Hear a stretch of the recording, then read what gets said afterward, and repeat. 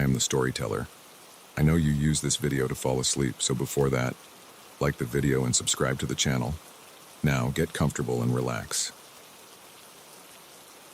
The headlights appeared out of nowhere, twin beams cutting through the darkness behind me. I squinted at the rearview mirror, my grip tightening on the steering wheel. Where had this truck come from? The highway had been empty for miles. It was well past midnight, and I was on the final stretch of a grueling cross-country drive. My eyelids felt like sandpaper, and the endless ribbon of asphalt ahead blurred into a hypnotic streak. I'd been pushing myself to make it home before dawn, but now, with this truck bearing down on me, I was wide awake. The cab loomed large in my mirror, impossibly close. I tapped my brakes, hoping the driver would take the hint and back off. No luck. If anything, it seemed to inch even closer. "Come on, just pass me already," I muttered, easing over to the right lane. The truck matched my move perfectly, staying right on my tail. I could practically count the rivets on its grille. My heart started to race. This wasn't normal behavior, even for the most impatient driver. I pressed down on the accelerator, watching the speedometer climb, 70, 75, 80 miles per hour. The truck kept pace effortlessly, never falling behind. A cold sweat broke out on my forehead. I was alone on a deserted highway with a truck that seemed determined to run me off the road. My mind raced through possible explanations, each more unsettling than the last. Road rage, a drunk driver, or something worse. I spotted a sign for an upcoming rest stop and made a split-second decision. I'd pull in there, where there might be other people around. Safety in numbers, right? As I took the exit, the truck followed. I cursed under my breath, hands shaking as I navigated the dark, twisting road leading to the rest area. The parking lot came into view, illuminated by a single flickering streetlight. It was empty. I pulled into a spot near the restroom building, killing the engine. The truck's headlights flooded my rearview mirror, blinding me. I squeezed my eyes shut, heart pounding in my ears. This was it. Whatever was going to happen would happen now. Seconds ticked by. Then, silence. The light behind me vanished. Slowly, I opened my eyes and turned around. The parking lot was empty. No truck, no headlights. Nothing but darkness and the faint buzz of the streetlight above. I sat there, frozen, for what felt like hours. My mind struggled to process what had just happened. Had I imagined it all? Was I so exhausted that I'd hallucinated a threatening truck? Eventually, I gathered the courage to step out of my car. The cool night air hit my face, helping to clear my head. I walked a lap around the parking lot, half expecting the truck to reappear at any moment. But there was no sign it had ever been there. As the adrenaline began to fade, exhaustion crept back in. I decided to try to get some sleep in my car before continuing my journey. I reclined the seat and closed my eyes, but sleep wouldn't come. Every time I started to drift off, I'd jerk awake, certain I'd heard the rumble of an engine. The sky was just beginning to lighten when I gave up on sleep. I needed coffee if I was going to make it the rest of the way home. I started the car and pulled out of the rest stop, constantly checking my mirrors for any sign of the truck. The highway was still eerily empty as I merged back onto it. My nerves were shot, and every vehicle I saw in the distance made my heart rate spike. But none of them were the truck that had chased me. About an hour later, I spotted a 24-hour diner just off the highway. The parking lot was half full, a welcome sight after the emptiness of the night. I pulled in, desperate for caffeine and human contact. The bell above the door jingled as I entered. A few heads turned to look at me, then went back to their own conversations or plates of food. I slid into a booth near the window, still able to keep an eye on my car and the highway beyond. A waitress approached, coffee pot in hand. "Rough night?" she asked, eyeing my disheveled appearance as she filled my cup. I nodded, wrapping my hands around the warm mug. "You could say that. Had a bit of a scare on the highway." She raised an eyebrow. "Oh, what happened?" I hesitated, suddenly feeling foolish. How could I explain what I'd experienced without sounding crazy? "There was this truck," I began. It followed me for miles, riding my bumper. When I pulled over at a rest stop, it just vanished. The waitress's expression changed, a flicker of recognition in her eyes. She glanced around, then leaned in closer. "You're not the first to come through here with a story like that," she said in a low voice. My blood ran cold. "What do you mean?" She sighed, sliding into the seat across from me. "In the past few months, we've had a handful of drivers stop in here, all shaken up about a truck that chased them on the highway. Always at night. Always on that same stretch you came in on." I leaned forward, hanging on her every word. "Did they see who was driving it?" She shook her head. "That's the thing. No one ever sees a driver, and the truck always disappears without a trace." A chill ran down my spine. What do you think it means?" The waitress shrugged, but her eyes were serious. "I don't know, but there's been a string of robberies on that highway lately. Cars found abandoned, drivers missing. Police haven't been able to catch whoever's behind it." My mind reeled, trying to connect the dots. A phantom truck, disappearing drivers, unsolved robberies. It was like something out of a nightmare. "Has anyone reported this truck to the police?" I asked. She nodded. "A few have tried, but without any evidence, and with the truck always vanishing. Well, let's just say the police aren't taking it too seriously." I sat back, processing this information.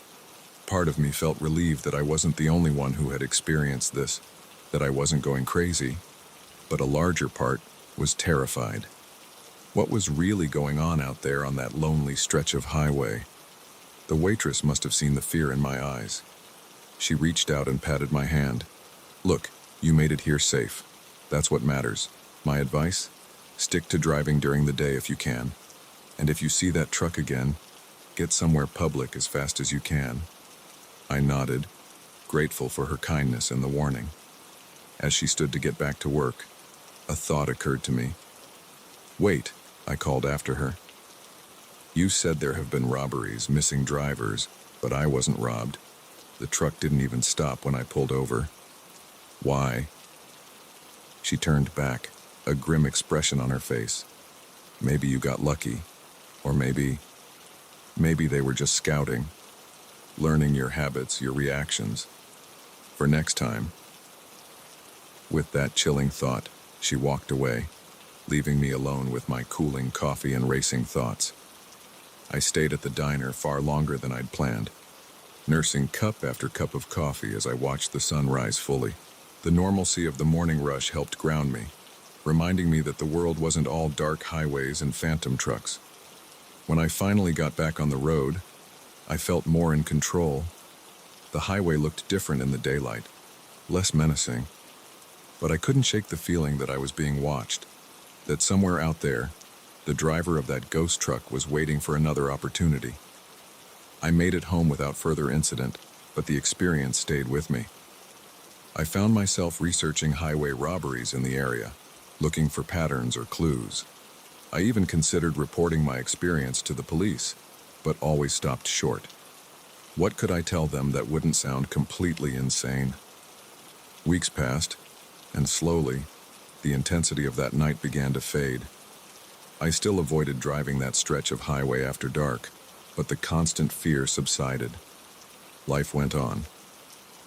Then, about a month after my encounter, I saw a news report that made my blood run cold. A car had been found abandoned on that same highway, the driver missing.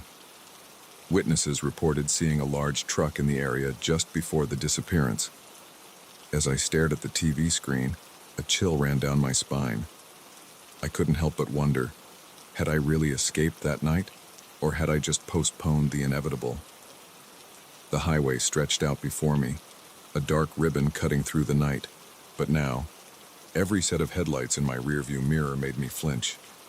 Every truck that passed sent my heart racing. The once peaceful solitude of a late-night drive had been shattered, replaced by a constant, gnawing fear. I knew one thing for certain. I would never look at an empty highway the same way again. because now I knew that sometimes, in the dead of night, those highways aren't as empty as they seem, and the things that lurk in the darkness don't always disappear when you turn to face them.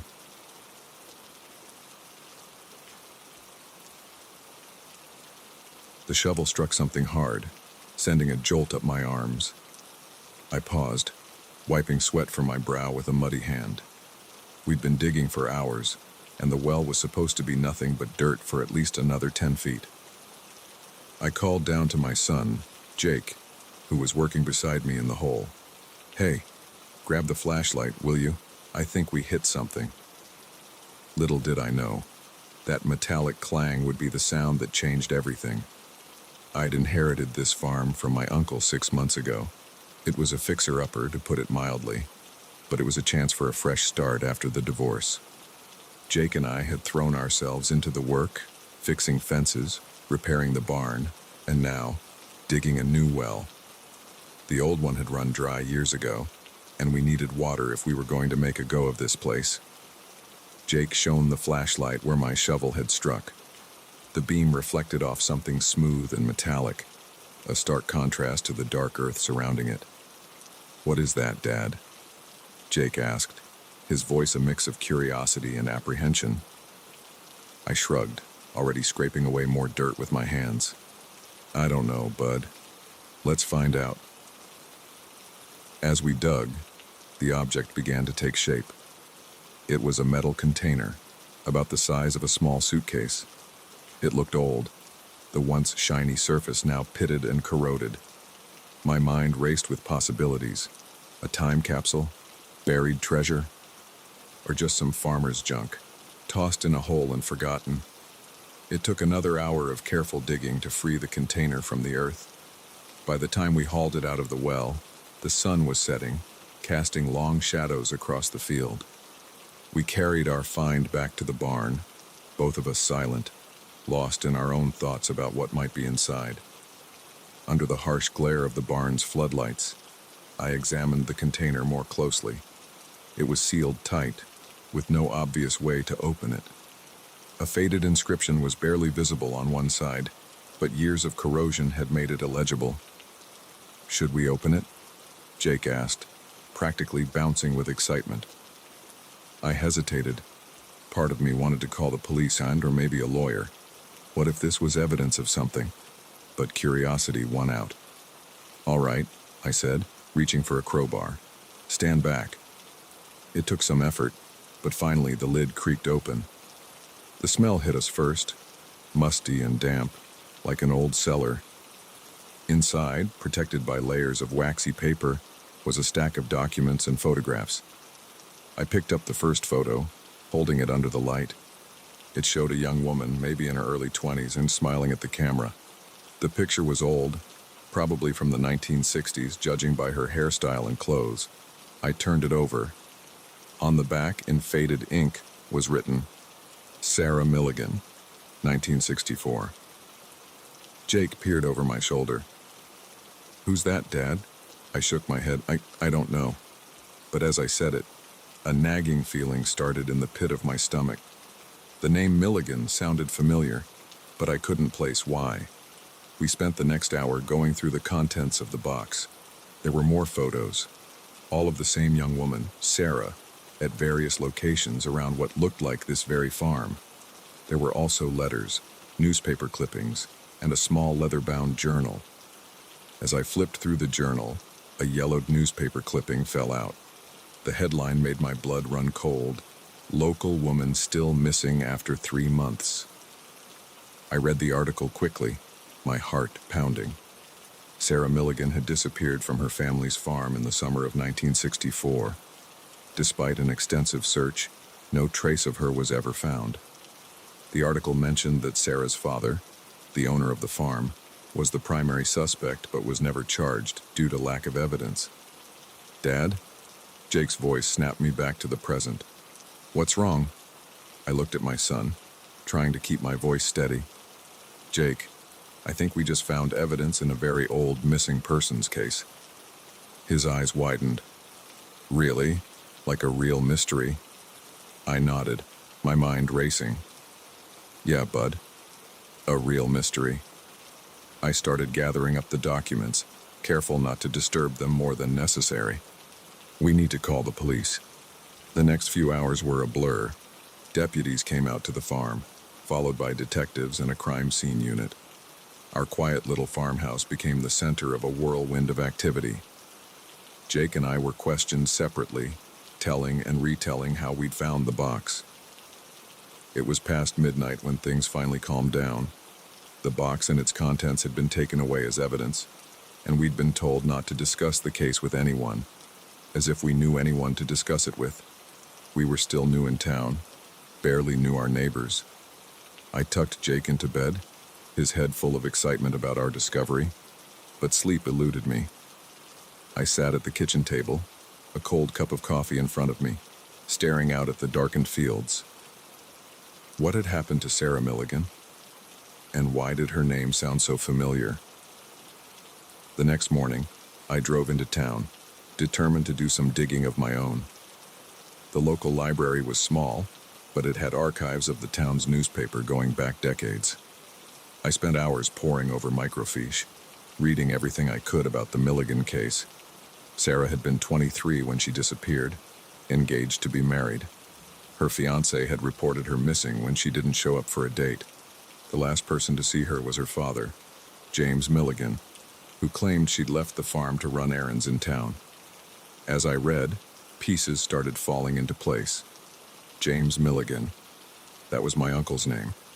The uncle who'd left me this farm. With a growing sense of dread, I realized why Sarah's name had sounded familiar. My mother had mentioned her once, years ago, a cousin who'd gone missing before I was born. I left the library in a daze, my mind reeling. Had my uncle been involved in Sarah's disappearance? Had I inherited not just a farm, but a dark family secret? When I got home, there was a police car in the driveway. Detective Reeves, the lead investigator, was waiting for me. "Mr. Collins," she said as I got out of my truck. "We need to talk." We sat at the kitchen table, the same one where I'd spent a sleepless night. Detective Reeves didn't waste time on pleasantries. "We've identified the DNA on some of the items in the box," she said, her eyes boring into mine. "It matches Sarah Milligan. We're treating this as a homicide investigation now." I nodded, not trusting myself to speak. "Mr. Collins, I have to ask, did you know anything about this before you found that box?" I shook my head vehemently. "No, absolutely not. I inherited this farm from my uncle 6 months ago. I never even met him." She raised an eyebrow. "Your uncle?" I took a deep breath. "James Milligan, Sarah's father." Detective Reeves leaned back, surprised. "You're related to the Milligans?" I explained what I'd learned at the library, about the connection I'd only just discovered. As I talked, I could see the wheels turning in the detective's mind.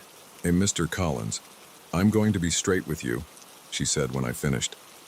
"This complicates things.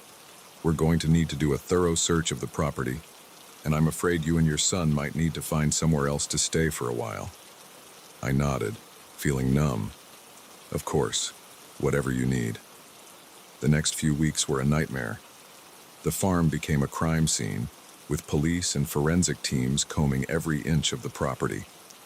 Jake and I moved into a motel in town, watching from afar as our new home was torn apart in search of evidence. The story hit the local news, then went national. Suddenly, our quiet little town was overrun with reporters and true crime enthusiasts. Everyone wanted to know about the mysterious box, about Sarah Milligan, about the farmer who'd inherited a decades-old secret. I tried to shield Jake from the worst of it, but it was impossible to hide everything. He was old enough to understand the basics of what was happening, and his initial excitement about solving a mystery had given way to a more somber understanding of the reality we were facing. It was Jake who asked the question I'd been avoiding. "Dad, do you think Uncle James did it? Do you think he killed Sarah?" I pulled him close, wishing I had a better answer. "I don't know, buddy. I really don't know." As the investigation dragged on, more details emerged. Old case files were reopened, witnesses re-interviewed. The picture that emerged was a sad one. Sarah had wanted to leave the farm, to start a life with her fiancé. James Milligan had opposed the marriage, wanting Sarah to stay and help run the family business. But there was no smoking gun, no confession, just a lot of circumstantial evidence and a family torn apart by secrets and suspicion. Finally, after nearly 2 months, we were allowed to return to the farm. The police had found no other evidence, and while the investigation remained open, they had no reason to keep us from our home. The farm felt different now. Every creaking floorboard, every rustle in the field seemed to whisper of long-buried secrets. I found myself avoiding the spot where we'd found the box, as if Sarah's ghost might be lingering there. As we settled back into our routines, I couldn't shake the feeling that we were living in the shadow of a tragedy. The farm that was supposed to be our fresh start now felt tainted, haunted by the echoes of the past. But we stayed, partly because we had nowhere else to go, but also because it felt like we owed it to Sarah, to uncover the truth, to bring her story to light after so many years of silence. I don't know if we'll ever know exactly what happened to Sarah Milligan, but I do know that her story and the secrets of this farm are now a part of our lives, and somehow we'll find a way to live with that, to honor her memory while building our own future on this land. Every time I pick up a shovel now, I can't help but wonder, what other secrets might be buried beneath our feet? And are some things better left undiscovered?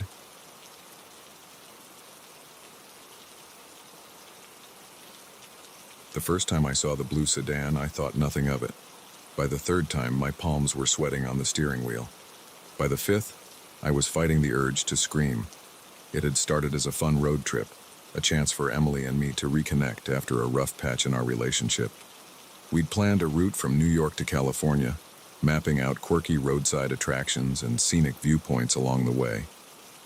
But 3 days in, our carefree adventure had turned into a waking nightmare. We'd stopped for gas just outside of Chicago when I first noticed the car.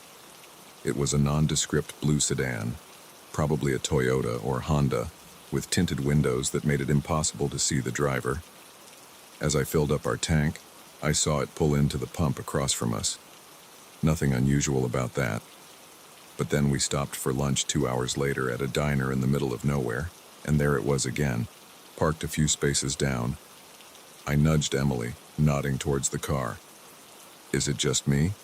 Or did we see that same car at the gas station? She squinted, then shrugged. Maybe. It's a pretty common car, though. Probably just a coincidence. I tried to believe her, but a nagging feeling had taken root in my gut. As we ate our burgers, I kept glancing out the window, half expecting to see someone watching us. But the car just sat there, silent and empty.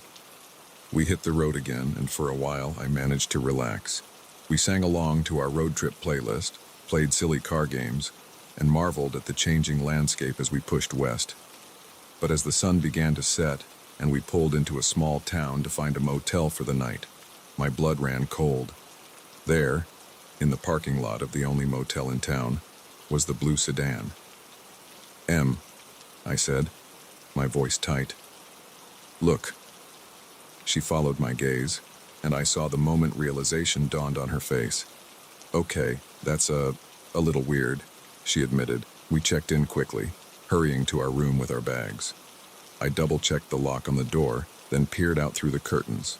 The blue car was still there, its windows reflecting the neon glow of the motel sign. "Should we call the police?" Emily asked, her voice small. I hesitated. "And tell them what? That we've seen the same car 3 times in one day? They'll think we're paranoid." We spent a restless night, taking turns to keep watch. But nothing happened. When morning came, the blue car was gone. I wanted to believe it was over, that maybe we really had just been paranoid. But as we merged onto the highway, my heart sank. There, a few cars behind us, was the familiar blue shape. "We need to lose them," I said, gripping the wheel so tight my knuckles turned white. Emily nodded, her face pale. How? I took the next exit abruptly, earning a chorus of honks from other drivers. The blue car followed. I turned down side streets randomly, trying to be unpredictable. Sometimes I caught a glimpse of our pursuer in the rearview mirror, sometimes not. But they always reappeared. After an hour of this cat-and-mouse game, we found ourselves on a lonely stretch of country road. Fields of corn stretched out on either side, broken only by the occasional farmhouse or barn. "What do we do now?" Emily asked, her voice shaking. I opened my mouth to respond, but before I could, I saw something that made my heart leap into my throat. Up ahead, an old barn loomed by the roadside, its faded red paint peeling in the sun. And parked behind it, just visible, was a blue sedan. "They're waiting for us," I whispered. Emily's eyes widened in fear. "Turn around, now!" I slammed on the brakes, ready to spin the car around, but it was too late. The blue sedan pulled out from behind the barn, blocking the road ahead. At the same moment, I saw another car appear in my rearview mirror, cutting off our retreat. We were trapped. Time seemed to slow down as the driver's door of the blue sedan opened. A figure stepped out, and I felt the world tilt on its axis. "No," Emily breathed beside me. "It can't be." But it was. Walking towards our car, a grim smile on his face, was Emily's ex-boyfriend, Mark. Memories flooded back, memories I'd tried to suppress. Emily showing up at my apartment 6 months ago, bruised and terrified. Her tearful confession about Mark's possessive behavior, his violent outbursts, the restraining order we'd helped her get, the weeks of looking over our shoulders, jumping at every sound. We thought it was over. We thought we were safe. Mark approached the driver's side window. I hit the lock button, for all the good it would do. He leaned down, his face inches from the glass. "Long time no see," he said, his voice muffled but still chilling. "Did you really think you could just run away?" Emily was frozen beside me, her face a mask of terror. I reached for her hand, squeezing it tight. "What do you want, Mark?" I called through the glass, trying to keep my voice steady. His smile widened, showing too many teeth. "I want what's mine," he said, his eyes fixed on Emily. "She's not yours," I spat. "She never was." His face darkened. "You don't know anything about us, about what we had." "I know enough," I said. "I know you're breaking the restraining order just by being here." He laughed, a harsh, humorless sound. "You think I care about some piece of paper? You think that can keep me away from her?" I felt Emily trembling beside me. I had to do something, had to get us out of this. But how? That's when I noticed something. The car behind us, the one that had been following us earlier, wasn't one I recognized. And the driver looked uncertain. A plan began to form in my mind. A desperate, possibly stupid plan, but it was all we had. "Emily," I whispered, not taking my eyes off Mark. "When I say go, I need you to duck down. Can you do that?" She nodded, her eyes wide with fear and confusion. I took a deep breath. Then, in one swift motion, I turned the key in the ignition and slammed the car into reverse. "Go!" I yelled. Emily ducked. I floored it. Our car shot backward, straight towards the vehicle behind us. At the last second, I saw the driver's eyes widen in panic. They swerved, just barely avoiding a collision. Mark shouted in anger, running towards us, but I was already shifting into drive, cutting the wheel hard. We fishtailed onto the shoulder, kicking up a cloud of dust and gravel. For a heart-stopping moment, I thought we might flip. But then the tires caught, and we shot forward. I didn't look back. I just drove, pushing our car to its limits. Emily sat up slowly, her face pale. "Are they following us?" I asked, not daring to take my eyes off the road. She turned in her seat, peering out the back window. I don't think so. I can't see them." I didn't slow down. We drove for hours, taking random turns, avoiding main roads. Every car we saw made us flinch. Every time we had to stop for gas, we scanned the area obsessively. It was well past midnight when we finally felt safe enough to stop. We found a small motel in a town we'd never heard of, paid cash for a room, and collapsed onto the bed, exhausted and shell-shocked. "How did he find us?" Emily whispered into the darkness. I shook my head, even though she couldn't see it. "I don't know. Maybe he hacked your phone or something. We'll get new ones tomorrow." She was quiet for a long moment. "I'm so sorry," she said finally, her voice breaking. "This is all my fault. I've ruined everything." I turned to her, pulling her close. "Hey, no, this is not your fault. None of this is your fault. It's all on him." She buried her face in my shoulder, her body shaking with silent sobs. I held her, my mind racing. What were we going to do now? We couldn't go home. Mark knew where we lived, where we worked. We couldn't continue our trip. He'd been able to follow us this far. Who knew how long he could keep it up? As the first light of dawn began to seep through the curtains, I made a decision. "We're going to disappear," I said. Emily looked up at me, her eyes red and puffy. "What do you mean?" "I mean we're going to become different people. New names, new identities. We'll go somewhere he'd never think to look." It sounded crazy, even as I said it. But what choice did we have? Emily was quiet for a long moment. Then, slowly, she nodded. "Okay," she said, "let's do it." And so, as the sun rose on a new day, we began planning our vanishing act.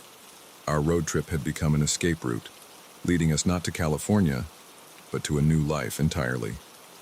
I don't know if we'll ever truly be free of Mark. I don't know if we'll ever stop looking over our shoulders. But I do know this. We're in this together, and together, we'll find a way to survive. The open road stretches out before us, full of possibility and danger in equal measure. We drive on into an uncertain future, leaving the past in our rearview mirror. For now, at least, we're free.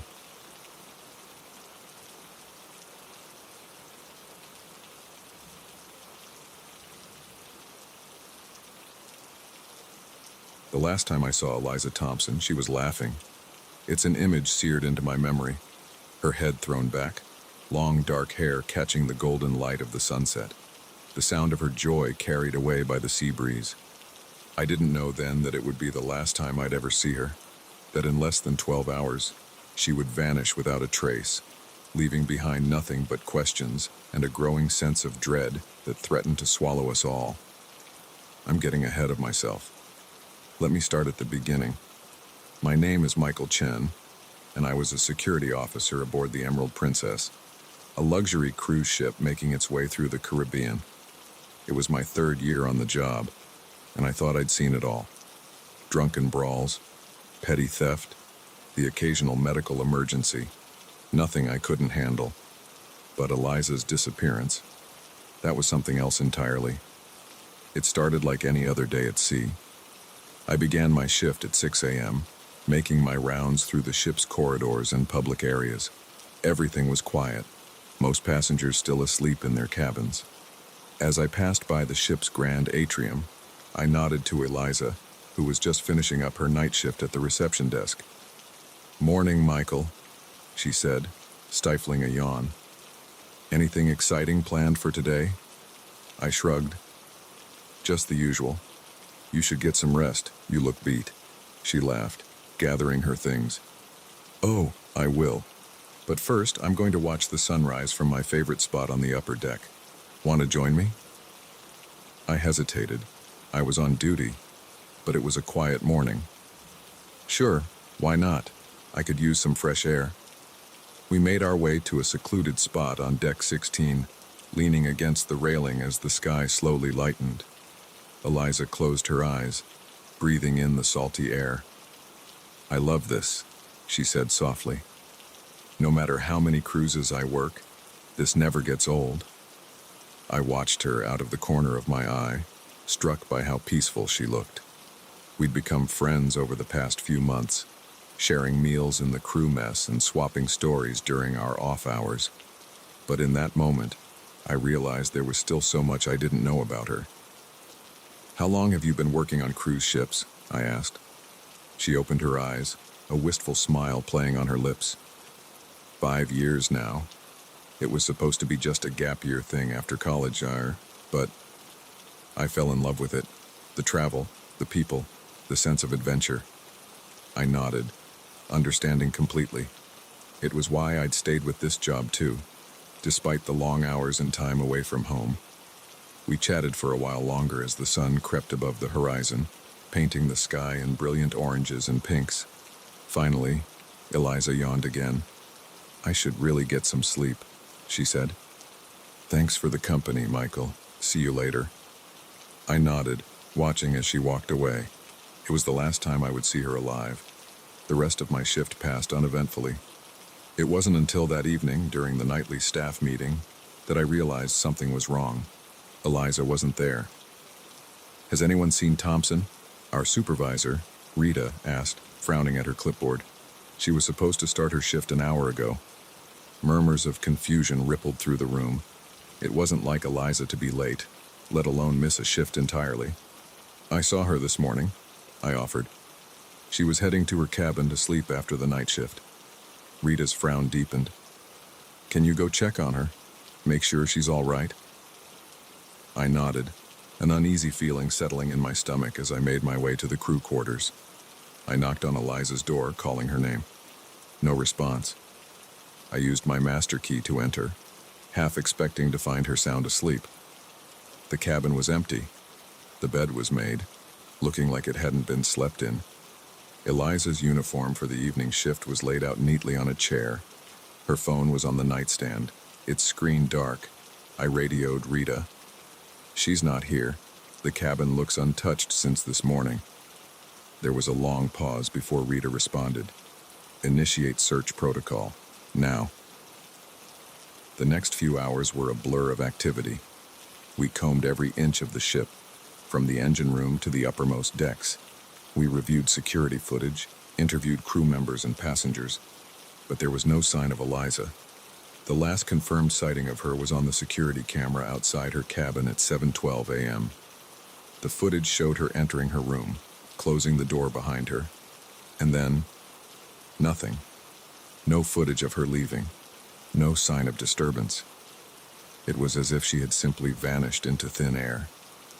As the night wore on and our search turned up nothing, the atmosphere on the ship grew tense. Passengers began to notice the increased security presence, whispering among themselves. Rumors started to spread. By morning, we had to face facts. We had a missing person on our hands. The captain made an announcement, asking for any information about Eliza's whereabouts. Her picture was displayed on screens throughout the ship. We contacted the nearest port authorities and the cruise line's head office. A Coast Guard search was initiated, though we all knew the chances of finding someone in the vast expanse of the Caribbean were slim to none. I couldn't shake the feeling that I was somehow responsible. If only I'd walked her to her cabin that morning. If only I'd checked on her sooner. The image of her laughing in the sunrise haunted me. As the investigation ramped up, I found myself recounting every detail of my last interaction with Eliza to a stern-faced detective from the ship's security team. "Did she seem nervous? Distracted? Did she mention any plans for the day?" he asked. I shook my head. "No, she seemed happy, relaxed. She was looking forward to getting some sleep." The detective's eyes narrowed. "And you're sure she went into her cabin?" "Yes," I said, for what felt like the 100th time. "The security footage confirms it." He nodded, making a note in his file. "And there's no way she could have left without being seen on camera?" I hesitated. It shouldn't be possible. The corridor outside the crew cabins is monitored 24/7. But as I said it, a chill ran down my spine. Because if it wasn't possible, then how had it happened? Days passed, and the mystery only deepened. Eliza's cabin was thoroughly searched, revealing nothing out of the ordinary. Her passport, wallet, and all personal belongings were accounted for. There were no signs of a struggle, no evidence of foul play. Theories abounded among the crew and passengers alike. Some believed she had somehow fallen overboard, though how she could have done so without anyone noticing was unclear. Others whispered about suicide, but those who knew Eliza dismissed this outright. She had been happy, with no signs of depression or distress. The most disturbing theory, the one that kept me awake at night, was that someone on the ship was responsible for her disappearance. The thought that one of our passengers or crew members could be a killer walking among us was almost too horrifying to contemplate. As the days turned into weeks, the investigation hit dead end after dead end. The ship completed its scheduled cruise and returned to Porty, where more intensive forensic work could be done. But even with the full resources of law enforcement brought to bear, no new leads emerged. Eliza's family flew in, their faces drawn with worry and grief. I watched from a distance as they were briefed by the investigators, saw the mother collapse into sobs as the reality of the situation sunk in. I wanted to approach them, to offer some words of comfort, but what could I possibly say? In the end, the Emerald Princess set sail again with a new crew member taking Eliza's place at the reception desk. Life on board returned to normal, or a semblance of it. But for those of us who had known her, who had searched for her, who had been left behind with nothing but questions, things would never be the same. I stayed on with the cruise line, unable to leave while Eliza's fate remained unknown. Each new port brought a flicker of hope that some clue would surface, that someone somewhere might have seen something. But as months passed with no new information, that hope began to fade. Sometimes, in the quiet hours of the night, I find myself on deck 16, staring out at the endless expanse of the sea. I think about Eliza, about her laugh, about the way she loved watching the sunrise. I wonder where she is, if she's still out there somewhere. And I can't help but feel that the ocean knows the truth, holding its secrets in its unfathomable depths. The disappearance of Eliza Thompson remains an unsolved mystery, a ghost story whispered among cruise ship crews. For me, it's a constant reminder of how fragile our sense of security can be, how easily a life can vanish without a trace. And every time I see a passenger enter their cabin, every time I watch a security camera feed, I can't help but wonder, could it happen again? In this floating city of steel and glass, surrounded by the vast, indifferent sea, are any of us truly safe? The Emerald Princess sails on, carrying its cargo of vacationers and secrets. And somewhere out there, perhaps Eliza is still laughing, her voice carried away by the endless ocean breeze.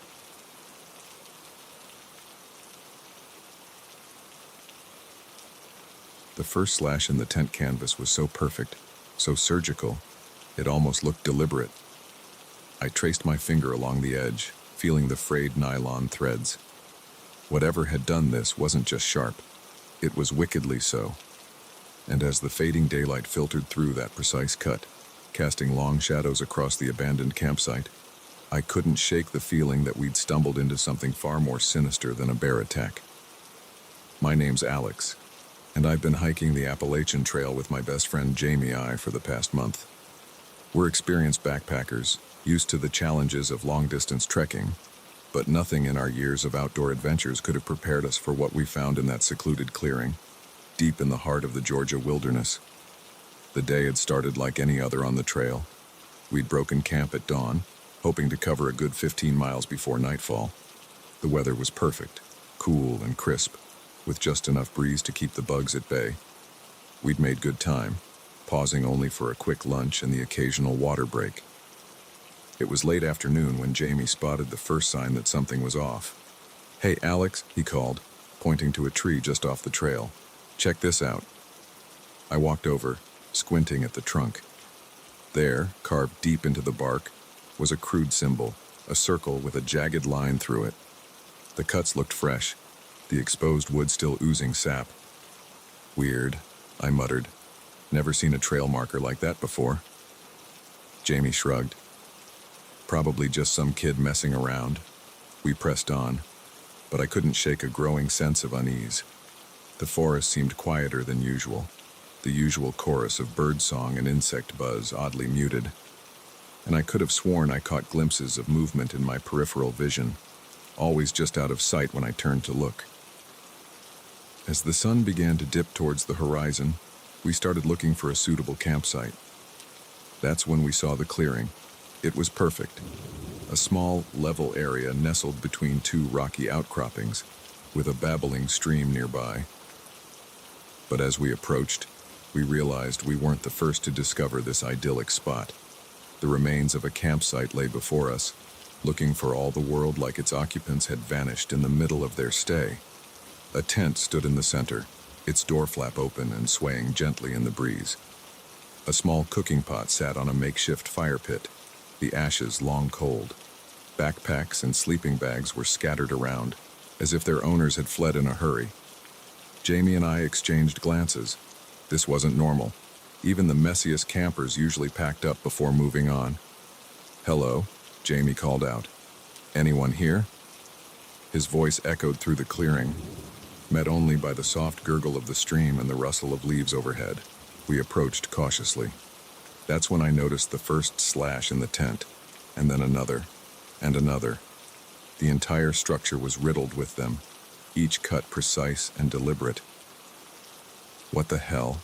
I breathed, peering inside the ruined shelter. The interior was a mess. Sleeping bags were shredded, clothes strewn about. A flashlight lay on its side, its beam creating eerie shadows as it illuminated a small notebook. I picked it up, flipping it open to the last entry. The handwriting was shaky, almost frantic. "Day 3, it's still out there. We can hear it moving around the camp at night. The others think I'm crazy, but I know what I saw. It's not a bear. It's not anything natural. God help us if it gets in." I showed the notebook to Jamie, watching as the color drained from his face. "We should go," he said, his voice barely above a whisper. "Now." But as I turned to leave, something caught my eye. There, half hidden beneath a torn sleeping bag, was a camera. My hand shook as I picked it up, praying the battery wasn't dead. It wasn't. The screen flickered to life, showing the last image taken. My heart nearly stopped. The photo was dark, clearly taken at night. But there, just at the edge of the frame, illuminated by the flash, was something, a shape that was almost human, but not quite. Long, spindly limbs, a face that was more shadow than substance, and eyes that reflected the camera's flash like a cat's, but far larger. I dropped the camera, stumbling backwards. "We need to leave. Now." But as I turned, I realized with horror that the sun had nearly set. The forest around us was deepening into twilight, shadows lengthening and merging into an impenetrable gloom. Jamie was already gathering his pack. "We can make it back to the trail if we hurry," he said, his voice tense. "We'll hike through the night if we have to." I nodded, snatching up my own backpack. But as I turned to go, a glint of metal caught my eye. There, half buried in the soft earth near the fire pit, was a small silver locket. Without thinking, I scooped it up and shoved it in my pocket. We set off at a brisk pace, trying to retrace our steps in the fading light. But nothing looked familiar. The trees seemed to press in closer, their branches reaching out like gnarled fingers. More than once, I could have sworn I heard something moving in the underbrush, always just out of sight. "Do you remember that weird symbol we saw earlier?" Jamie panted as we pushed through a particularly dense thicket. "I think I see another one." He was right. There, carved into a massive oak, was the same circle and line symbol we'd spotted before. But this one looked older, the edges of the carving weathered and moss-grown. "It's probably just a coincidence," I said, not believing my own words. "Hey, come on, we need to keep moving." But as we pressed on, more symbols appeared. Some were fresh, others ancient. They seemed to be guiding us, though to what, I couldn't say. The darkness was nearly complete now, our headlamps creating small islands of light in a sea of blackness. The forest had gone completely silent, save for the crunch of our boots on fallen leaves and the increasingly ragged sound of our breathing. That's when we heard it. A low, guttural sound, somewhere between a growl and a moan. It seemed to come from everywhere and nowhere at once. Jamie froze. What was that? I shook my head, unable to speak. Every instinct screamed at me to run, but I knew that panicking now would only get us more lost. We pushed on, moving as quietly as we could, but the sounds continued, growing closer. Branches snapped behind us. Something rustled in the canopy overhead. And then, just ahead, I saw a flicker of movement. A shape, tall and impossibly thin, slipped between two trees. In the brief flash of my headlamp, I caught a glimpse of pale, elongated limbs, and a face that was little more than a dark void with pinpricks of reflected light where eyes should be. "Run!" I yelled, all thought of stealth forgotten. We crashed through the undergrowth, blind panic driving us forward. Branches whipped at our faces. Roots threatened to trip us at every step. The sounds behind us grew louder, a cacophony of inhuman shrieks and growls. I don't know how long we ran. It could have been minutes or hours, but suddenly, miraculously, we burst out onto a wide, gravel road. A park ranger station stood just ahead, its windows glowing with welcoming light. We staggered towards it, gasping for breath. As we reached the door, I chanced to look back at the forest we'd just escaped. There, at the edge of the trees, stood a figure, tall, impossibly thin, with limbs that seemed too long for its body. It raised a hand, more claw than human appendage, and for a moment, I thought it would pursue us into the light. But then it turned, melting back into the shadows of the forest. In seconds, it was gone, leaving no trace of its presence. The rangers were skeptical of our story, of course. They attributed our experience to exhaustion, dehydration, and an overactive imagination. But they did send out a search party to investigate the abandoned campsite. They found nothing. No slashed tent, no scattered gear, not even a trace of a campfire. It was as if the entire scene had vanished into thin air. In the days that followed, as Jamie and I recovered in a nearby town, I thought often of that silver locket I'd pocketed in my panic. When I finally worked up the courage to open it, I found a small photo inside. A smiling family, mother, father, 2 kids, posed in front of a familiar-looking clearing. I never reported finding the locket. Some part of me knew that doing so would only lead to more questions. Questions I wasn't sure I wanted answered. Jamie and I never finished our hike. By unspoken agreement, we packed up and headed home. Our adventure on the Appalachian Trail cut short. We don't talk much about what happened in those woods, but sometimes, on dark nights when the wind whispers through the trees, I find myself thinking about that abandoned campsite, about the thing we saw in the forest, and I wonder, with a chill that goes bone deep, if somewhere out there, in the deepest, darkest parts of the wilderness, it's thinking about us too.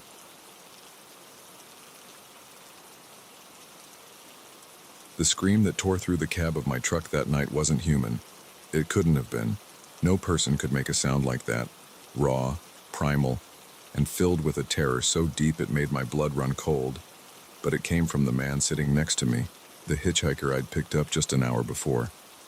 And as his eyes flew open, reflecting the dashboard lights like some wild animals, I knew with sickening certainty that whatever had just happened, whatever he'd seen in his dreams, was far from over.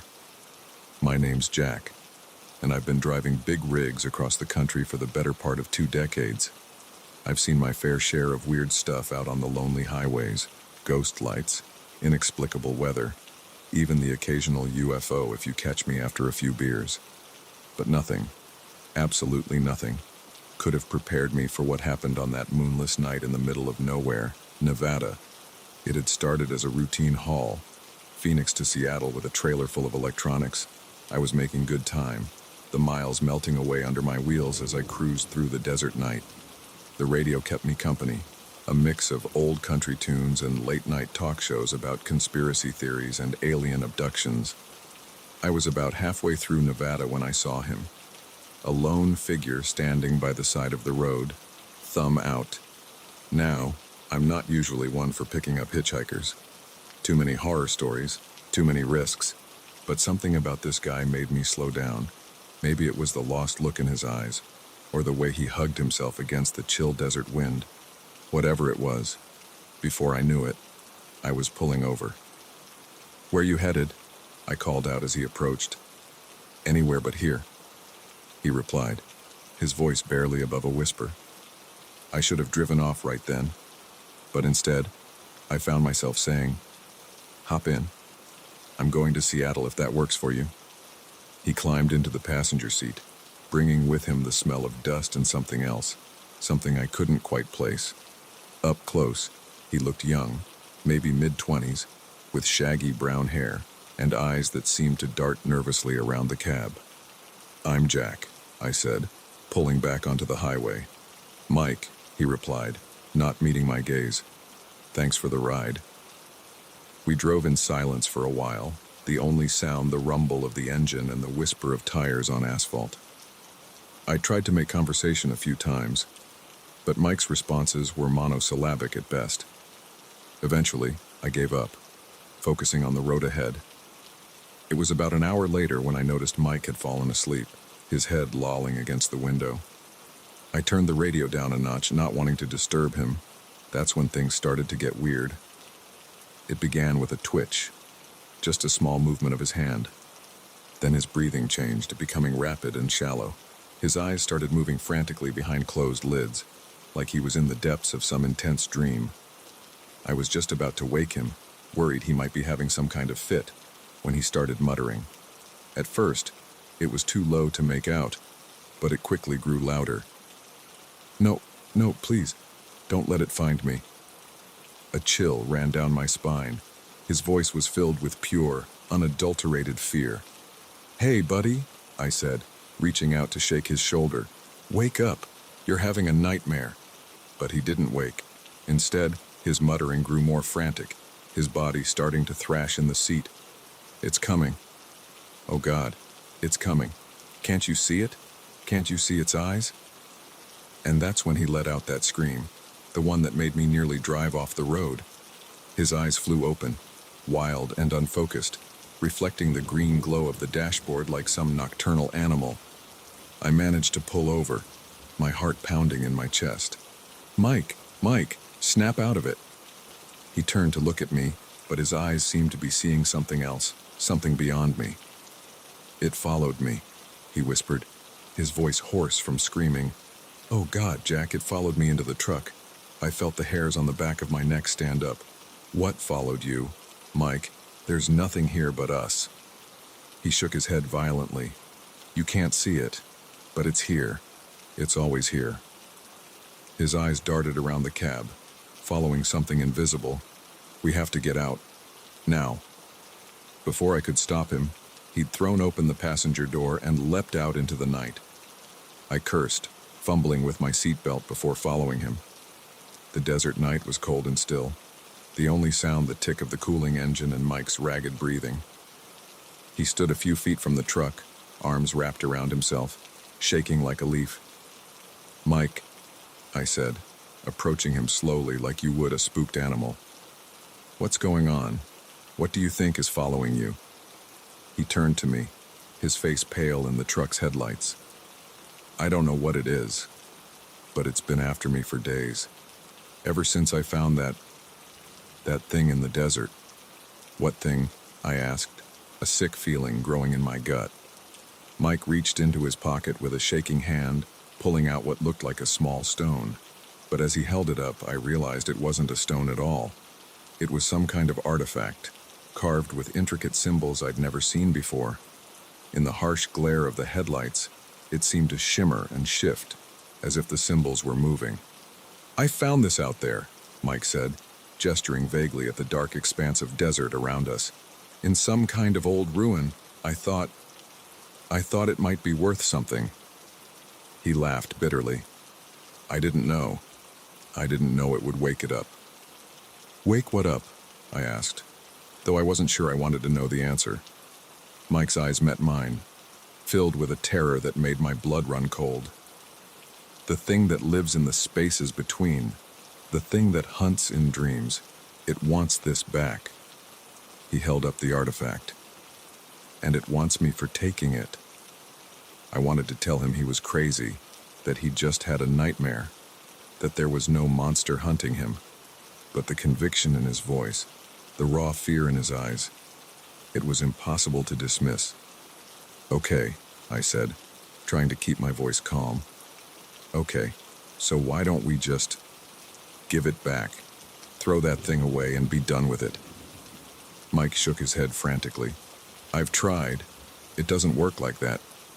It's like it's attached to me now. The only way to get rid of it is to pass it on to someone else, to make them take it." A chill ran down my spine as I realized what he was saying. "That's why you were hitchhiking. You were trying to give it to someone else." He nodded, tears streaming down his face. "I'm sorry. I'm so sorry. I didn't want to, but I can't take it anymore. The dreams, the visions, it's driving me insane." I took a step back, suddenly very aware of how isolated we were out here in the desert night. "Mike, I can't. I won't take that thing. Please," he begged, holding out the artifact. "Please, I can't do this anymore. Just take it. You'll see. You'll understand." For a moment, I was tempted. The artifact seemed to call to me, the symbols swirling in a mesmerizing dance. But then I shook my head, snapping out of it. "No," I said firmly. "I won't do it, Mike, but I'll help you. We'll figure this out together, okay? There's got to be a way to get rid of that thing without passing it on." Mike stared at me for a long moment, his expression unreadable. Then, slowly, he nodded. "Okay," he whispered. "Okay, we'll try." We got back in the truck, the artifact safely wrapped in a cloth and stowed in the glove compartment. As we pulled back onto the highway, I couldn't shake the feeling that something had changed. The night seemed darker, the shadows deeper, and more than once, I could have sworn I saw something moving just at the edge of my headlights, something tall and thin with too many limbs. I don't know what happened to Mike after I dropped him off in Reno. He said he was going to find an expert, someone who could help him get rid of the artifact for good. I gave him my number, made him promise to call and let me know he was okay.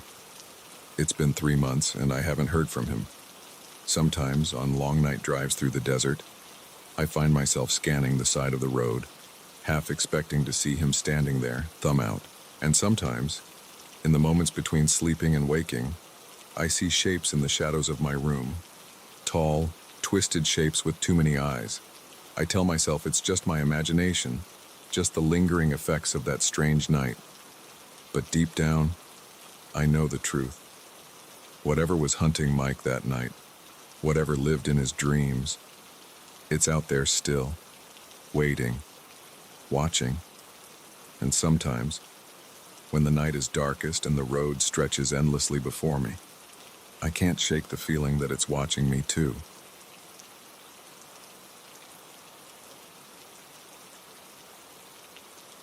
The leather-bound journal fell open in my hands, its yellowed pages releasing a musty cloud of dust and decay. At first, I thought it was just another relic of the farm's long history, maybe a record of crop yields or livestock lineages. But as my eyes skimmed the faded, spidery handwriting, my heart began to race. This was no ordinary farm ledger. The words human subject and genetic manipulation leapt out at me, and I realized with growing horror that I'd stumbled upon something far darker than I could have imagined. Little did I know, this discovery would plunge me into a nightmare that would make me question everything I thought I knew about the quiet, rural world around me. My name's Sam, and I'd only been working at Willow Creek Farm for about a month when I found the journal. Fresh out of college with an agriculture degree and dreams of someday owning my own farm, I jumped at the chance to work as a farmhand for old Mr. Harrison. The pay wasn't great, but the experience was invaluable, and there was something charming about the sprawling, slightly run-down property with its weathered barns and endless fields. Mr. Harrison was a quiet man, gruff but fair. He lived alone in the big farmhouse, His wife long dead and his children moved away to the city. He didn't talk much about the farm's history, just gave me my daily tasks and left me to it. I spent my days mending fences, tending to the small herd of cattle, and helping to plant and harvest the crops. It was a hot, sticky afternoon in late July when Mr. Harrison asked me to clear out one of the old barns. Been meaning to do it for years, he'd grumbled.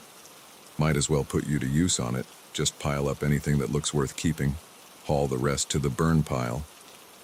The barn was a cavernous structure, its interior dim and cool compared to the sweltering heat outside.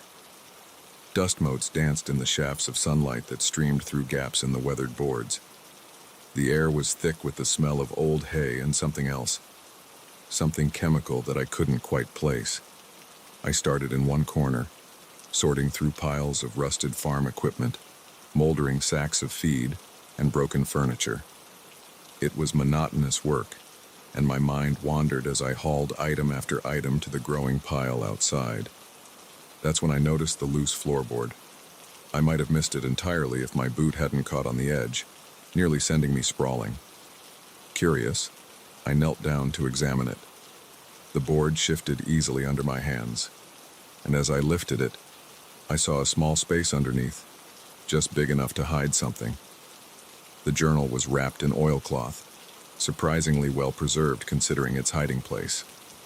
I pulled it out, glancing over my shoulder guiltily, though I knew Mr. Harrison was off in the fields. It felt invasive, reading someone else's private thoughts, but my curiosity got the better of me. As I began to read, that curiosity quickly turned to confusion, then to horror. The journal belonged to a Dr. Elliot Harrison, dated 1954. Mr. Harrison's father, I realized. But this was no ordinary farmer. The pages detailed complex scientific experiments, far beyond anything I'd learned in my agriculture courses. Dr. Harrison wrote about his attempts to create hardier, more productive livestock through genetic manipulation. But it wasn't just animals he was experimenting on. There were detailed notes about human subjects, vague references to volunteers from the local asylum. My hands shook as I turned the pages. Descriptions of failed experiments, of creatures that were neither fully human nor fully animal. Sketches that turned my stomach. And throughout it all, a growing sense of the doctor's obsession, his conviction that he was on the verge of a breakthrough that would revolutionize agriculture and change the world. The final entry, dated 1963, was different. The handwriting was shaky, almost frantic. It's done. The experiment was a success, but at what cost?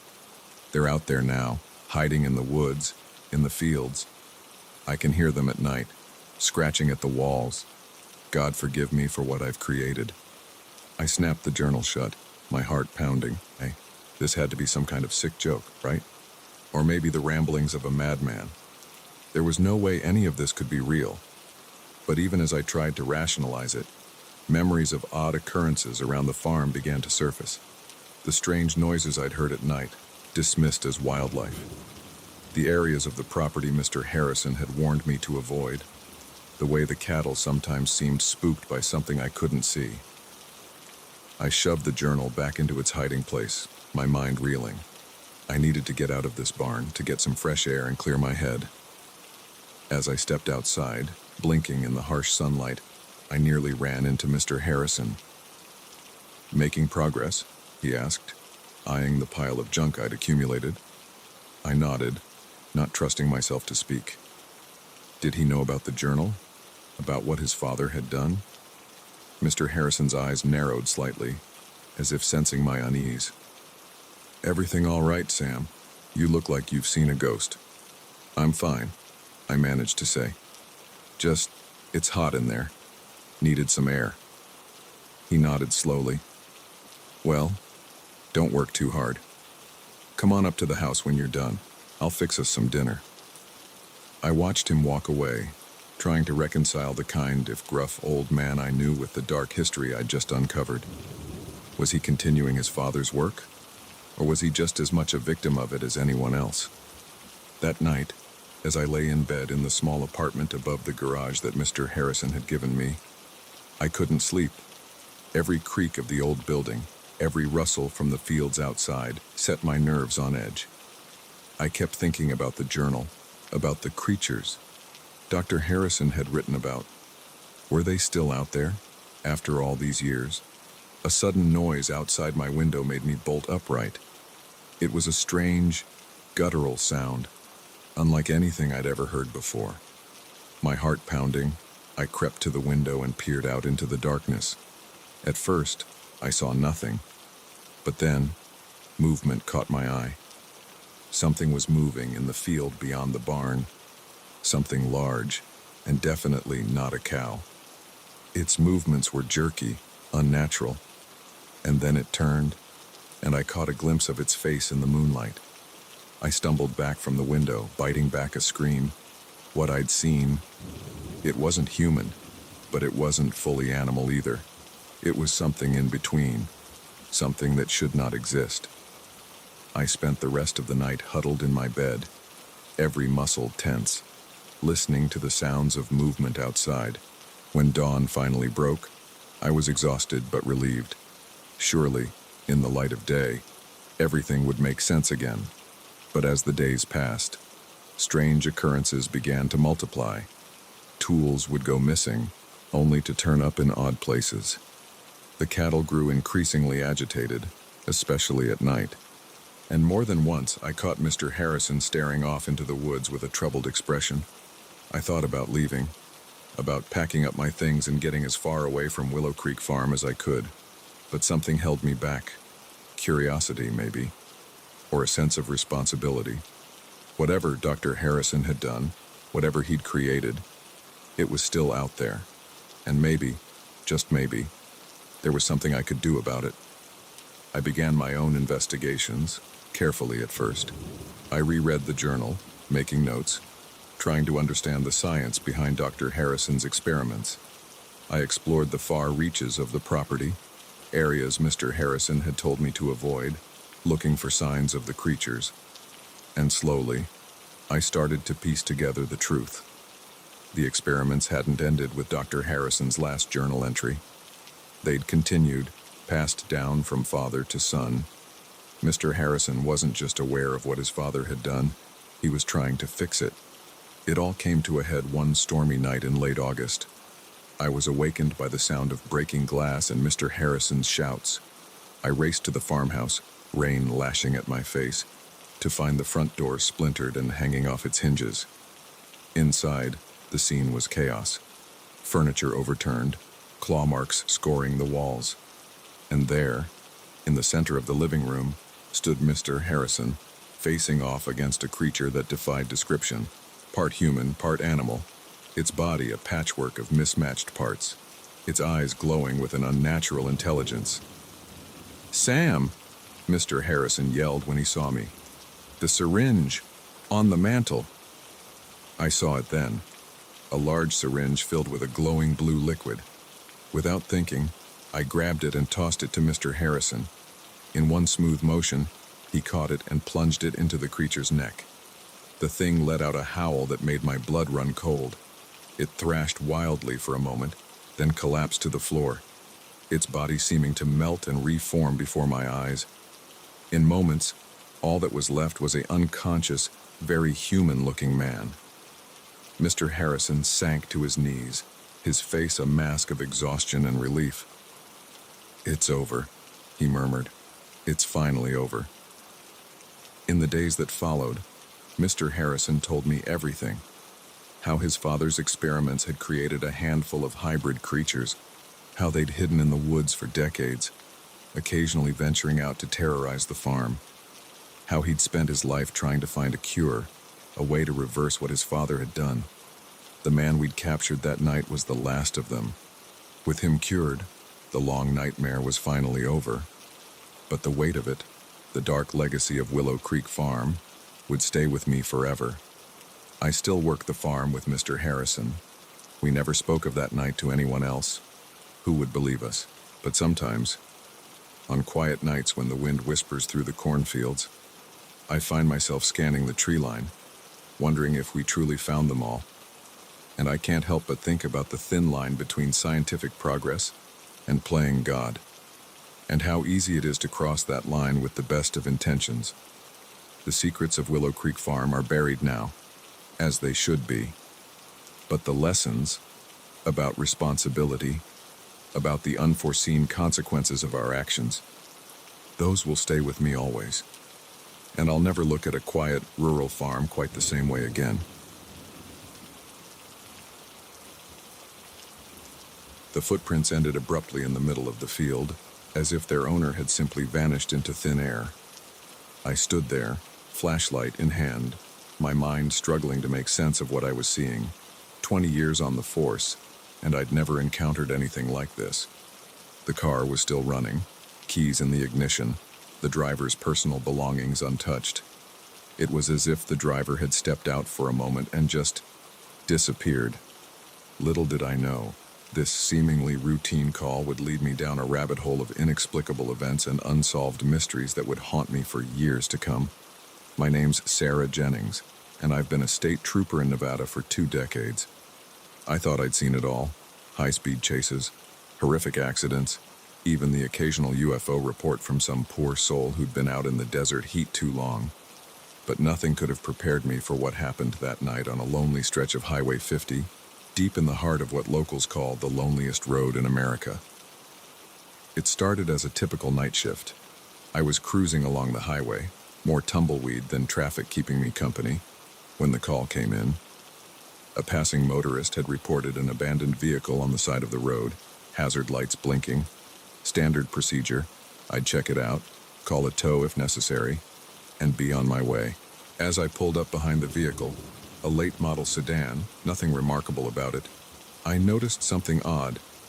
The engine was still running. I approached cautiously, one hand on my holster out of habit.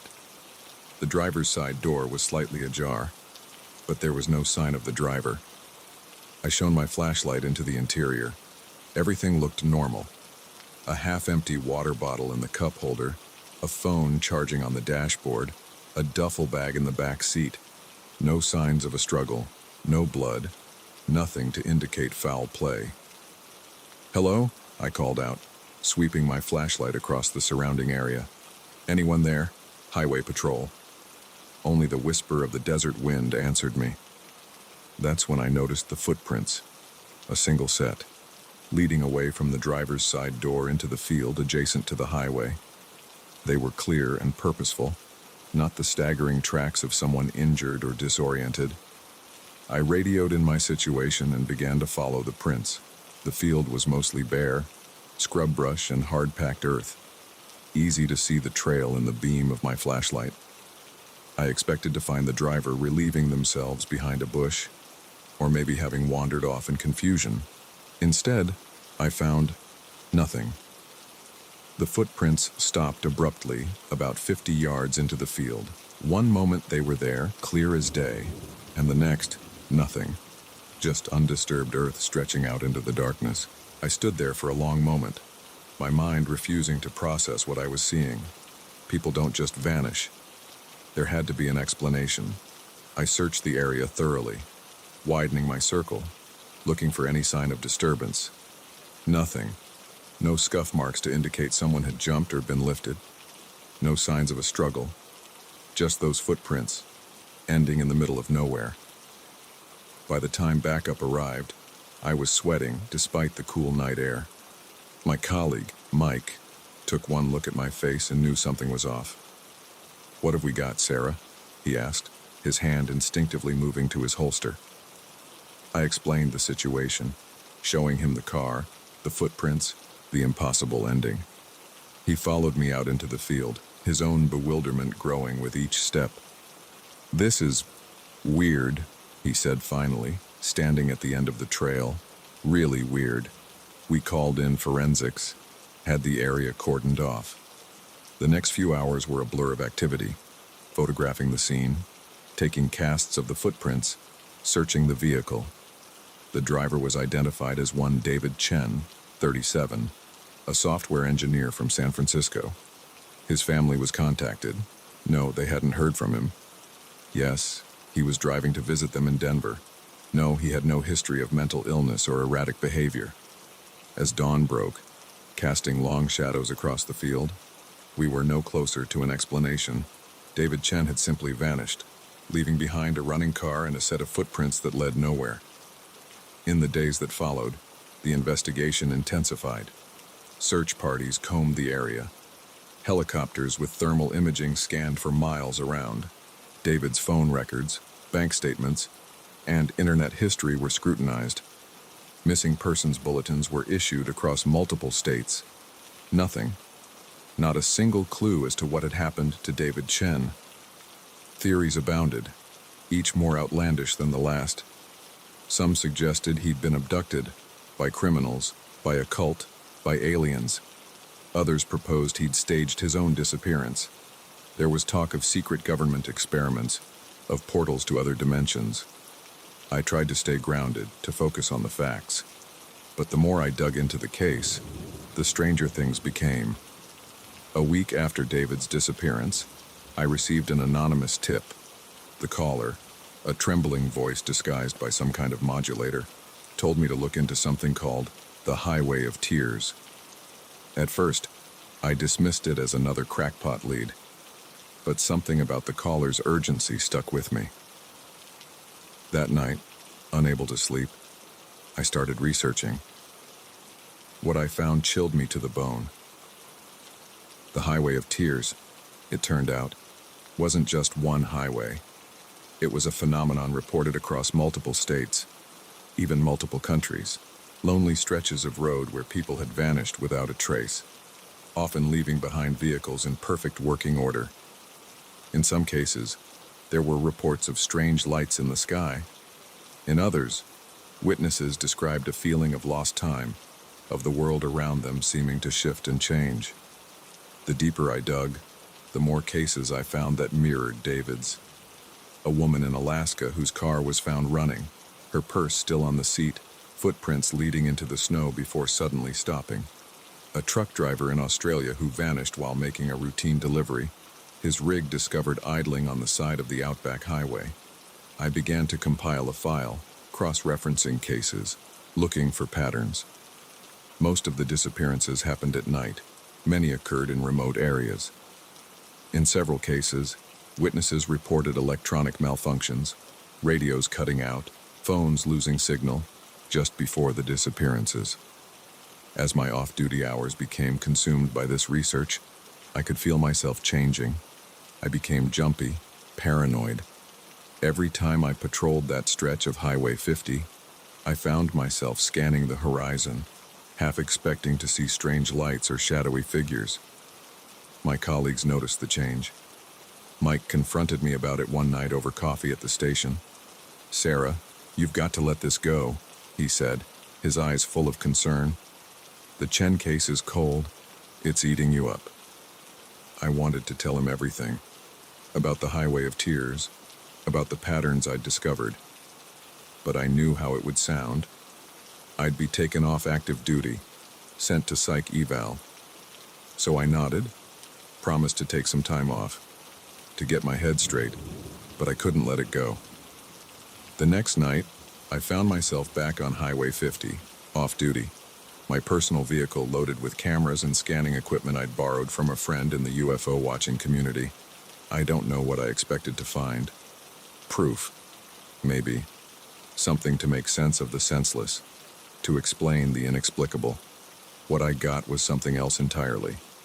It was just after midnight when my radio started to crackle with static. At first, I thought nothing of it. Reception was spotty out here at the best of times.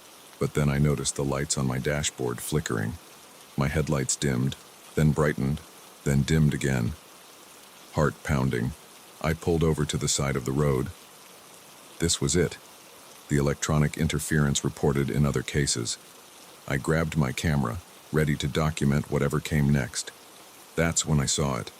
A light in the field beside the highway. Not a flashlight or a vehicle headlight, but something different. It pulsed with a soft bluish glow, hovering about 6 feet off the ground. I stepped out of my car, camera forgotten in my hand. The light seemed to beckon to me, pulling me forward. I took one step, then another. Somewhere in the back of my mind, a voice was screaming at me to stop, to get back in the car, to drive away as fast as I could. But it was drowned out by an overwhelming sense of curiosity, of longing. I had to know what the light was, had to understand. I don't know how long I walked.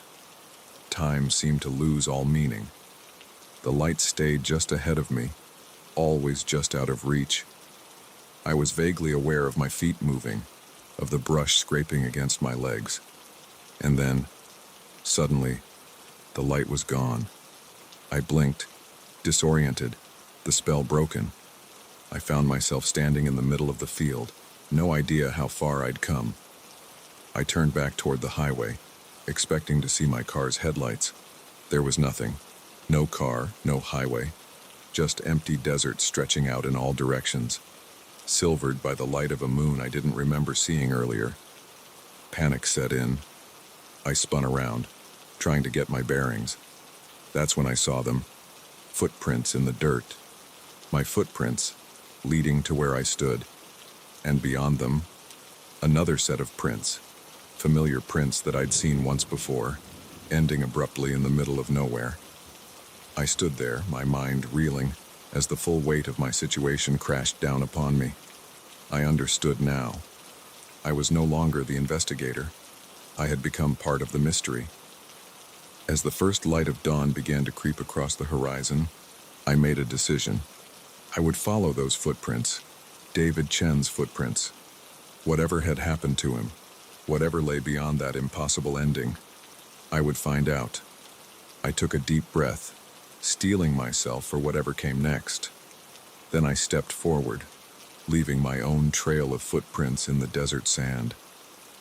Somewhere out there, in the vast emptiness of the Nevada desert, there's an abandoned car with its engine still running, and a set of footprints leading nowhere. The highway of tears had claimed another victim, and I had become just another unsolved mystery on the loneliest road in America. The first footprint appeared like a phantom in the morning dew, its shape unmistakably human, yet far too large to belong to any of us. I stared at it, my coffee mug forgotten in my hand, as the rising sun cast long shadows across our ravaged campsite. Our food was strewn about, tents slashed, and an eerie silence hung in the air where bird songs should have been. But it was that single, massive footprint that sent a chill down my spine. Whatever had visited us in the night was no ordinary animal, and I had a sickening feeling it wasn't done with us yet. My name's Alex, and this camping trip was supposed to be a chance for my family to reconnect, to escape the constant buzz of technology and remember what it was like to just be together. My wife, Sarah, our 2 kids, Lily and Max, and I had spent months planning this getaway to Blue Pine Campground, a remote site nestled deep in the mountains. We'd arrived late yesterday afternoon, the kids buzzing with excitement as we set up our tents and gathered wood for the fire. As the sun set, we roasted marshmallows and told ghost stories, our laughter echoing through the trees. It felt perfect, like we'd finally found a way to pause the hectic pace of our lives and just breathe. If only I'd known then how quickly our idyllic retreat would turn into a nightmare. The first sign that something was wrong came in the middle of the night. I woke to the sound of rustling outside our tent, far too loud to be a raccoon or any of the small wildlife we'd been warned about. Grabbing my flashlight, I unzipped the tent flap and peered out. The beam of light caught a flash of movement at the edge of our campsite. Something large ducked behind a tree, too quickly for me to make out its shape. Heart pounding, I zipped the tent back up and lay awake for hours, listening to the sounds of something large moving around our camp. When morning came, the full extent of the intrusion became clear. Our cooler had been upended, its contents scattered across the ground. Claw marks scored the sides of our tents, and there, in a patch of bare earth, was that enormous footprint. "Alex, what's going on?" Sarah's voice snapped me out of my daze. She stood in the entrance of our tent, her eyes widening as she took in the scene. I tried to keep my voice calm for her sake. "Looks like we had a visitor last night. Probably a bear." But even as I said it, I knew it wasn't true. Bears didn't leave footprints like that. As Sarah woke the kids and we began to clean up the mess, I couldn't shake the feeling that we were being watched. The forest around us seemed too quiet, the shadows between the trees too deep. "Dad, can we go home now?" Lily asked, her voice small and frightened as she clutched her stuffed rabbit.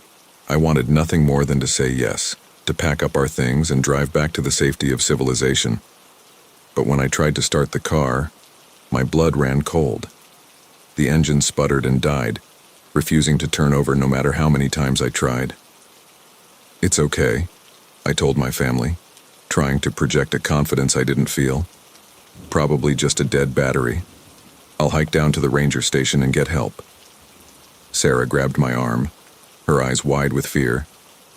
"You can't go out there alone. What if whatever did this is still out there?" I hesitated. She was right, of course. But what choice did we have? In the end, we decided to stick together. We packed some supplies and started down the trail towards the ranger station. It was only 5 miles, an easy hike under normal circumstances. But with every snapping twig and rustle in the underbrush, our nerves frayed a little more. We were about halfway there when Max spotted it. Another footprint. This one pressed into a patch of mud beside the trail. It was even larger than the first, and fresher. "It's following us," Sarah whispered, pulling the kids close. I wanted to reassure her, to say it was probably just coincidence, but the word stuck in my throat, because deep down, I knew she was right. We picked up our pace, the kids whimpering as branches scratched at their arms and legs. The sun was starting to set, the forest growing darker by the minute, and still, the ranger station seemed no closer. That's when we heard it, a low, rumbling growl that seemed to come from everywhere and nowhere at once. Lily screamed, and Max burst into tears. "Run!" I yelled, scooping up Lily as Sarah grabbed Max's hand. We tore down the trail, blind panic driving us forward. Branches whipped at our faces, roots threatened to trip us at every step, and all the while, that growl grew louder, closer. I chanced to look back and immediately wished I hadn't. Something was moving through the trees behind us, something massive and dark. I caught a glimpse of glowing eyes and a flash of teeth before I turned back, running faster than I ever had in my life. We burst into a small clearing, gasping for breath. And there, like a miracle, was a cabin. Not the ranger station we'd been aiming for, but at that moment, it looked like salvation. I didn't stop to question our luck. We raced for the door, praying it would be unlocked. The handle turned under my grip, and we tumbled inside, slamming the door behind us. For a long moment, we just stood there, chests heaving, listening to the sounds of something large circling the cabin.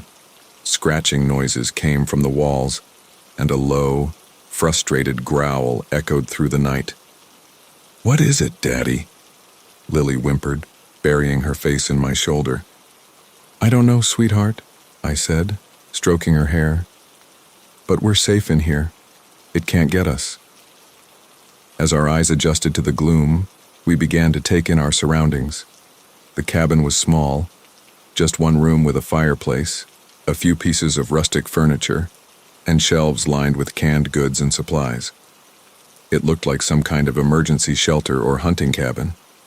Sarah found some lanterns and lit them, casting a warm glow around the room. As the kids huddled together on a threadbare couch, she pulled me aside. "Alex, what are we going to do?" she whispered, her voice trembling. "What if it doesn't leave?" I took a deep breath, trying to think rationally. "We've got shelter, and it looks like there's enough food here to last a while. We'll wait it out. Someone's bound to come looking for us eventually." But as the night wore on, that confidence began to waver. The creature outside showed no signs of leaving. We could hear it moving around the cabin, testing the walls and door. Occasionally, it would let out a roar that made the windows rattle. The kids finally fell into an uneasy sleep, exhausted from the day's terror. Sarah and I took turns keeping watch, peering out the windows into the darkness. It was during my watch, in the darkest hours of the night, that I saw it clearly for the first time. The moon had come out from behind the clouds, illuminating the clearing in front of the cabin, and there, standing at the edge of the trees, was a creature that shouldn't exist. It was massive, easily 8 feet tall, with a body that seemed to be a patchwork of animal parts. Thick fur covered most of its body, but I could see patches of scales and what looked like feathers.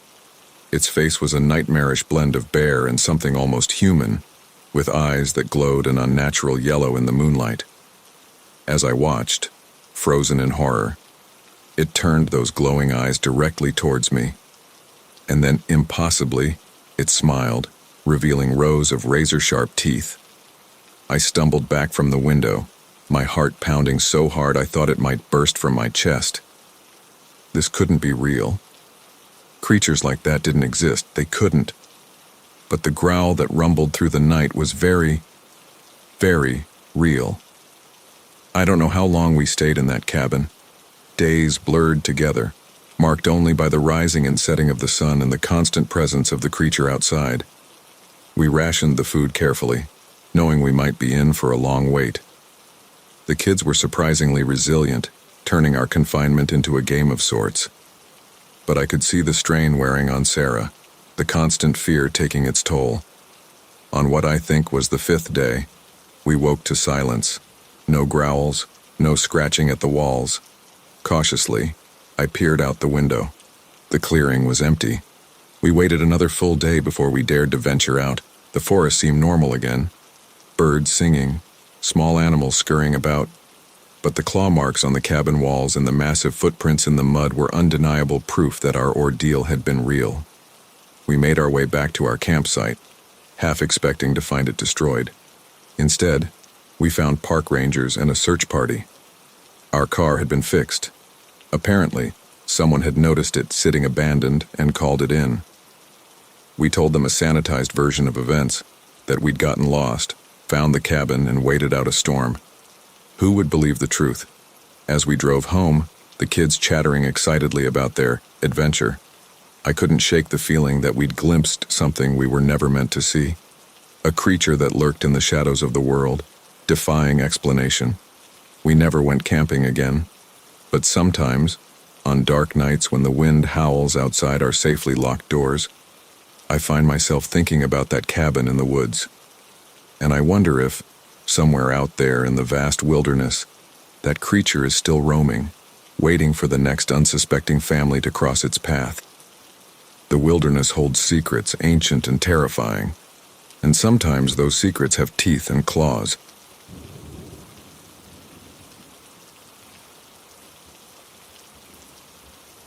The first thing I noticed was the silence. On a cruise ship carrying over 3,000 passengers and 2,500 crew members, silence is never a good sign.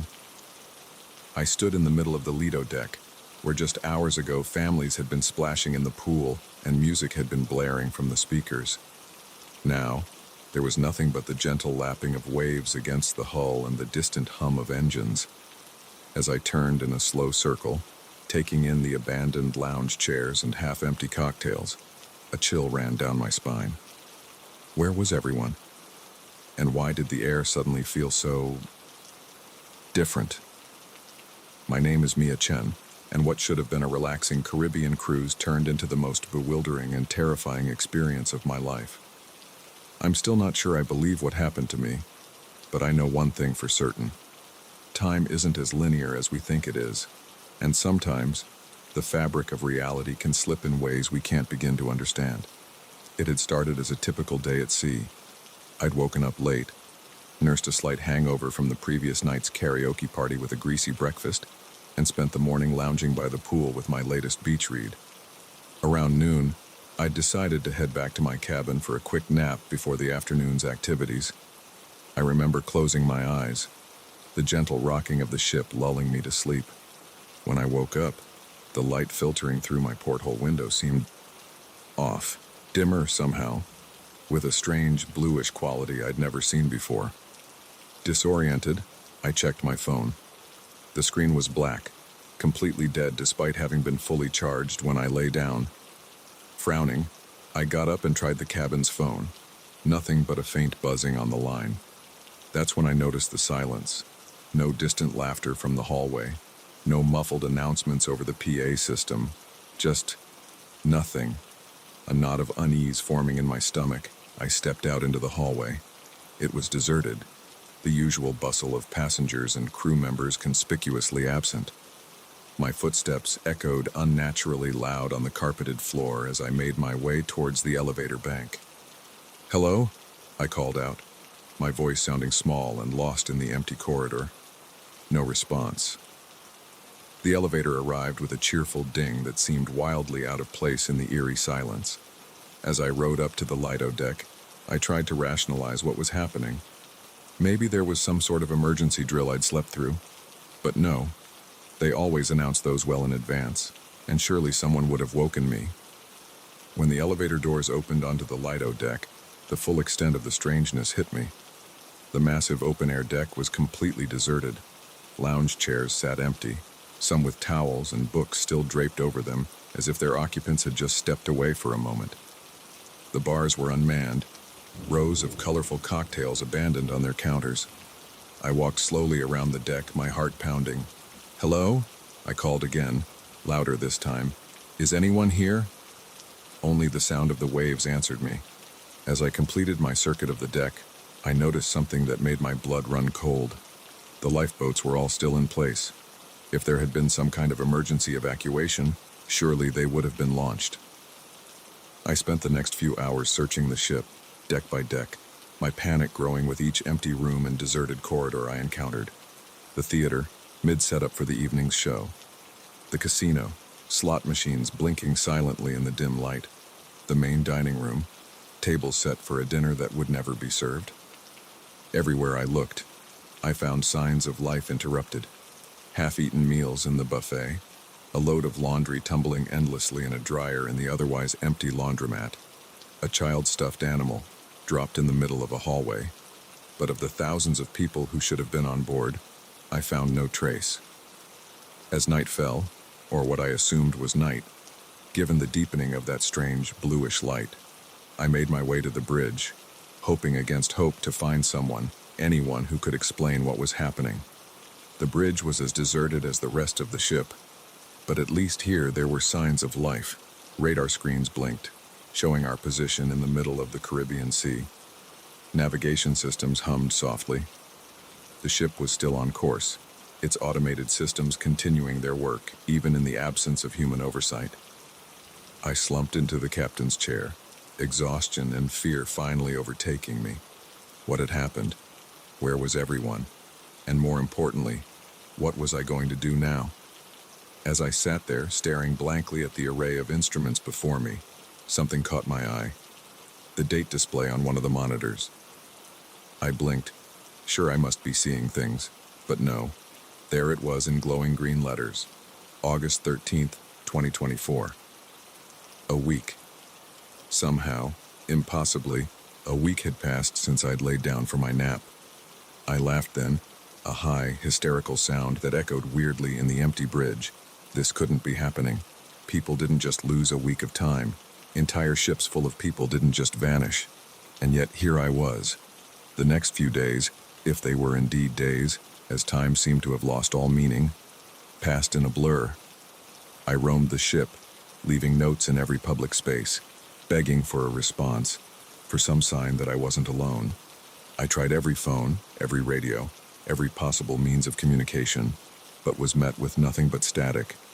I ate from the slowly rotting supplies in the ship's massive kitchens, slept fitfully in a different cabin each night, and tried to keep myself sane by talking out loud, narrating my actions as if I was the protagonist in some bizarre reality show. On what I think was the fourth day of my solitude, I saw the lights. At first, I thought I was hallucinating, my mind finally cracking under the strain of isolation.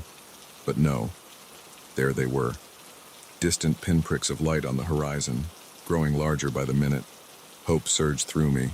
Another ship, a rescue party. I raced to the bow, waving my arms and shouting, even though I knew they were still too far away to see or hear me. As the lights grew closer, I realized with a start that they weren't coming from the sea, but from the sky.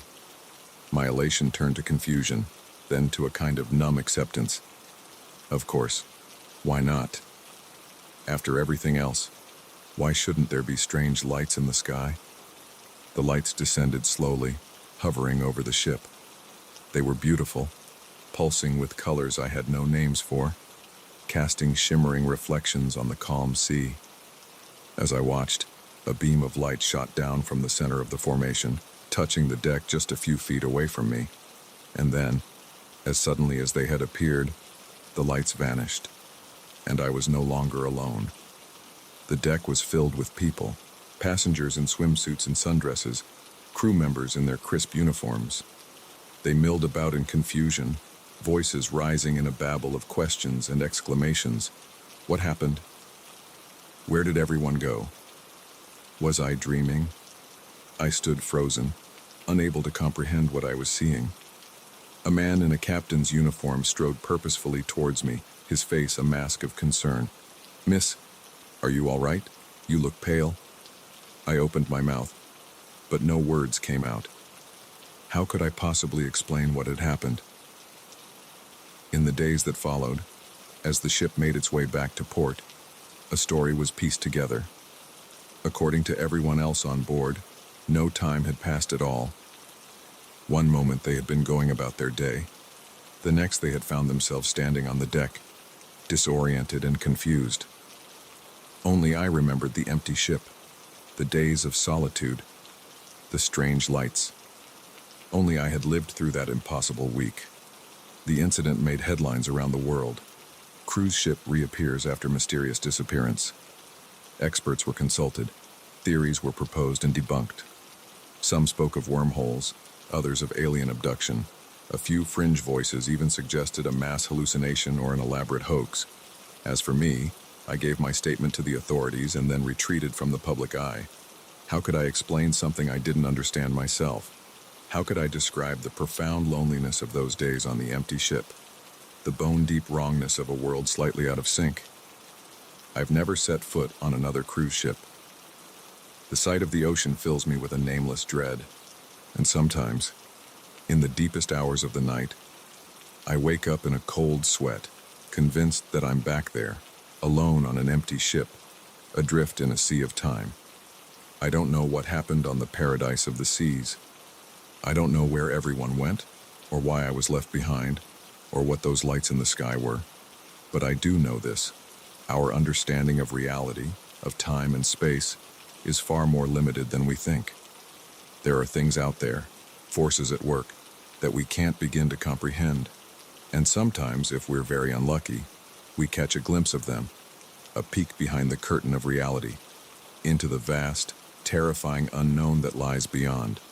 I got that glimpse, and it changed me forever.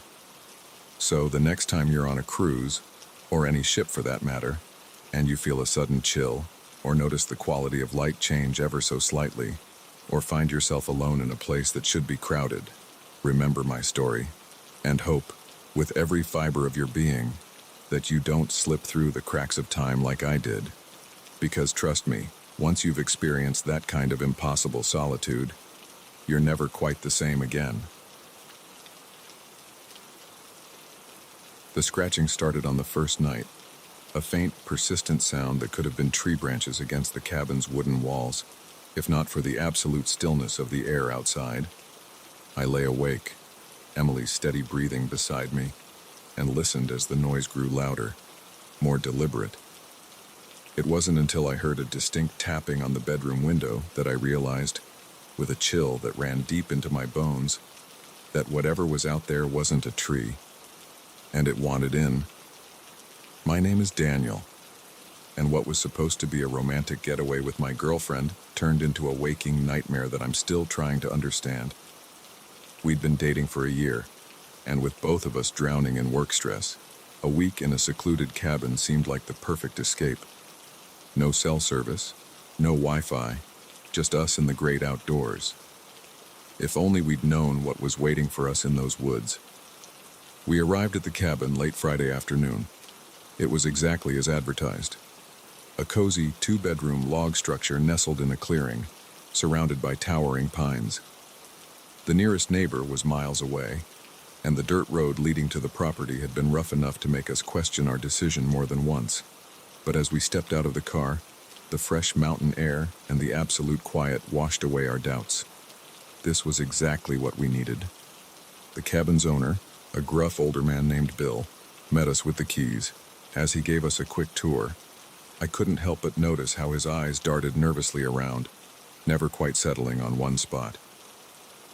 "Now, couple things to remember," he said as we stood on the porch. "Don't go wandering in the woods after dark. Lots of wildlife out there, and it's easy to get turned around. And if you hear any strange noises at night, just ignore them. Probably just raccoons or something." I nodded, not thinking much of it at the time. Every cabin owner had their quirks and warnings. "Oh, and one more thing," Bill added, his hand on the door. "Whatever you do, don't open the doors or windows at night, no matter what you hear. Got it?"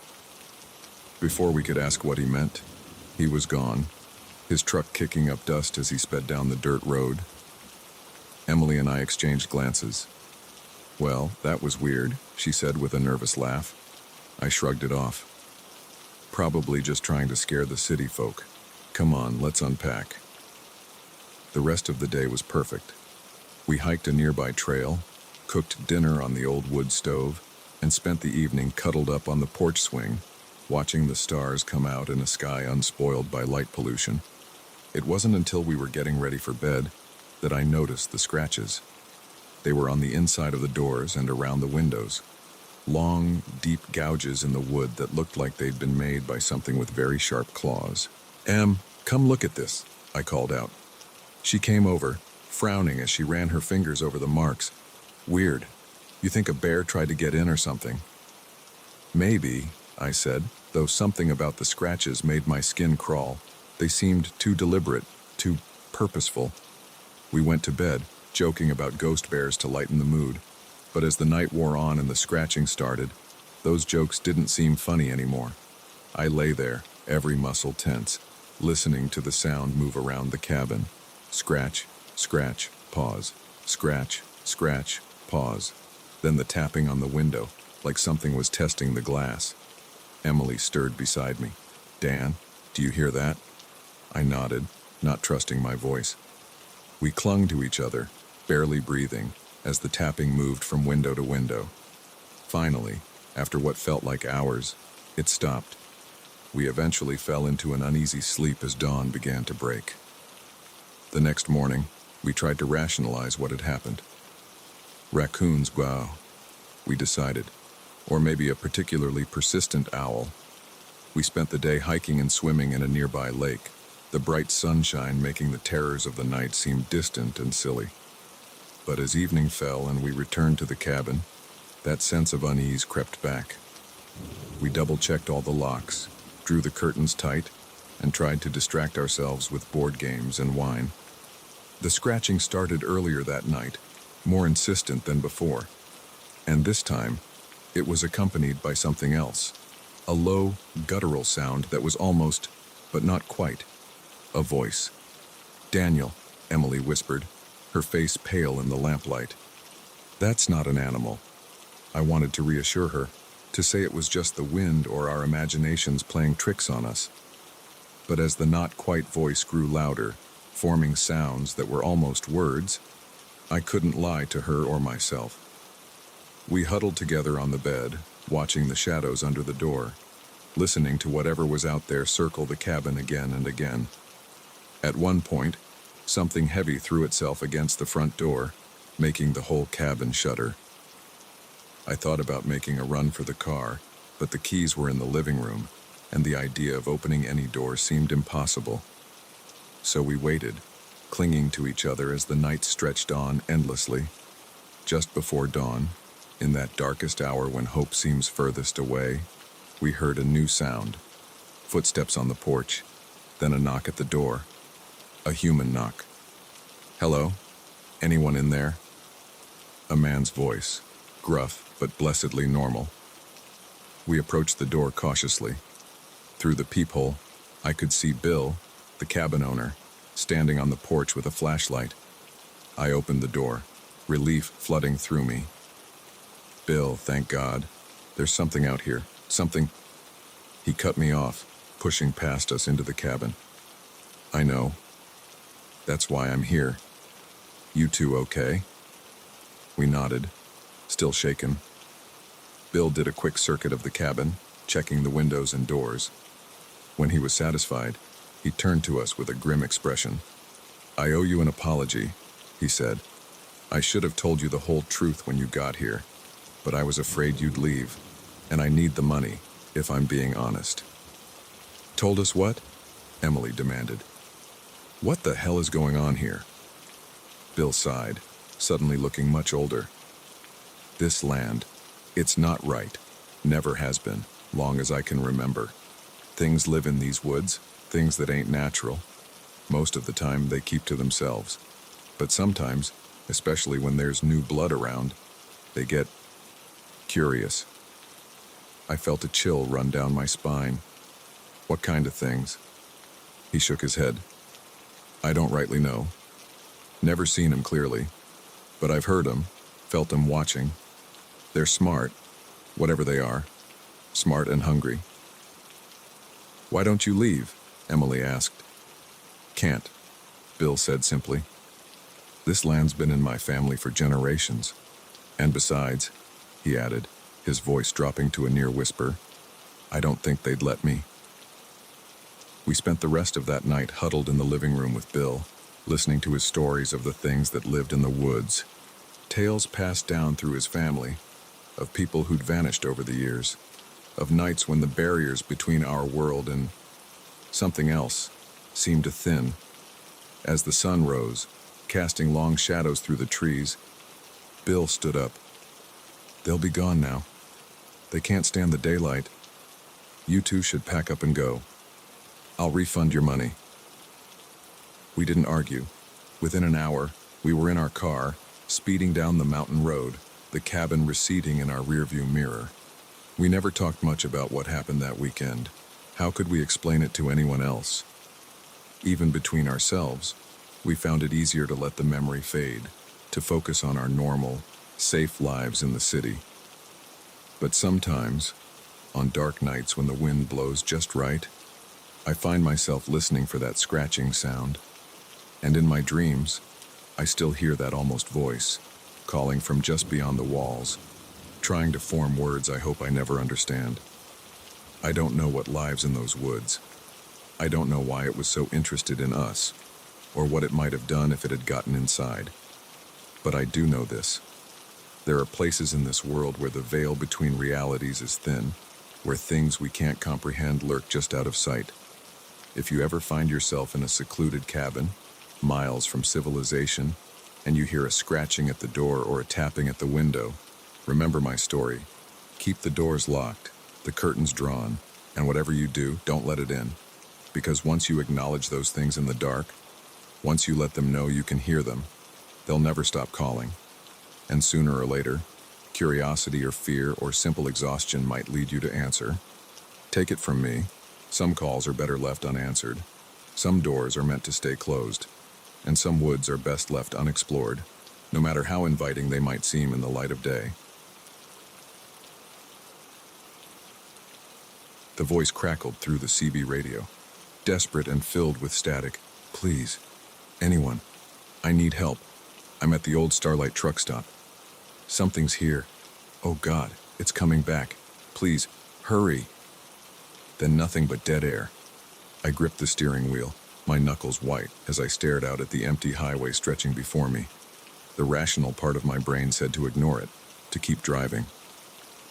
But 20 years on the road had taught me one thing. Out here, in the vast emptiness of the American night, sometimes a trucker is all that stands between a stranger and disaster. With a muttered curse, I flipped on my turn signal and took the next exit.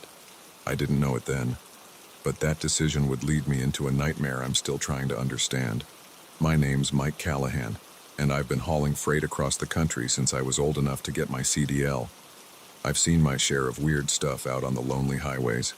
Ghost lights, inexplicable weather patterns, even what some might call UFOs.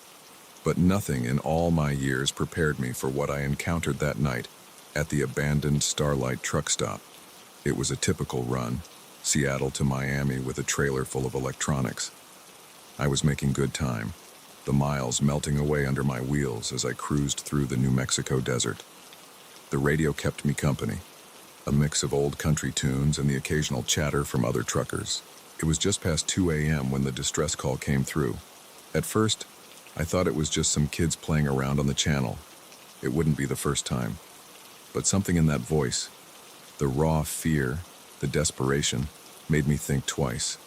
I tried to respond, to get more information, but there was no answer. Just that eerie static. I knew the Starlight. It had been a popular stop back in the day. A little oasis of neon and greasy food in the middle of nowhere. But it had shut down years ago, another victim of the new highway bypass. Now it was just a crumbling relic, slowly being reclaimed by the desert. As I took the exit, a cold feeling settled in my gut. What if this was a trap? It wouldn't be the first time someone tried to lure a trucker off the main road with a fake distress call. But I couldn't shake the memory of that terrified voice. If someone really was in trouble out here, they didn't have many options for help. The old access road was barely more than a pair of tire tracks now, weeds growing up through cracks in the asphalt. My headlights cut through the darkness, illuminating scrub brush and the occasional piece of wind-blown trash. And then, rising out of the night like a ghost, I saw it, the Starlight truck stop. It was in worse shape than I remembered. The once cheerful neon sign was dark, most of its tubes shattered. The windows of the main building were boarded up, and half the roof had caved in. The vast parking lot, once filled with rigs from all over the country, was empty save for tumbleweeds and broken glass. I pulled up in front of the main entrance, leaving my engine running.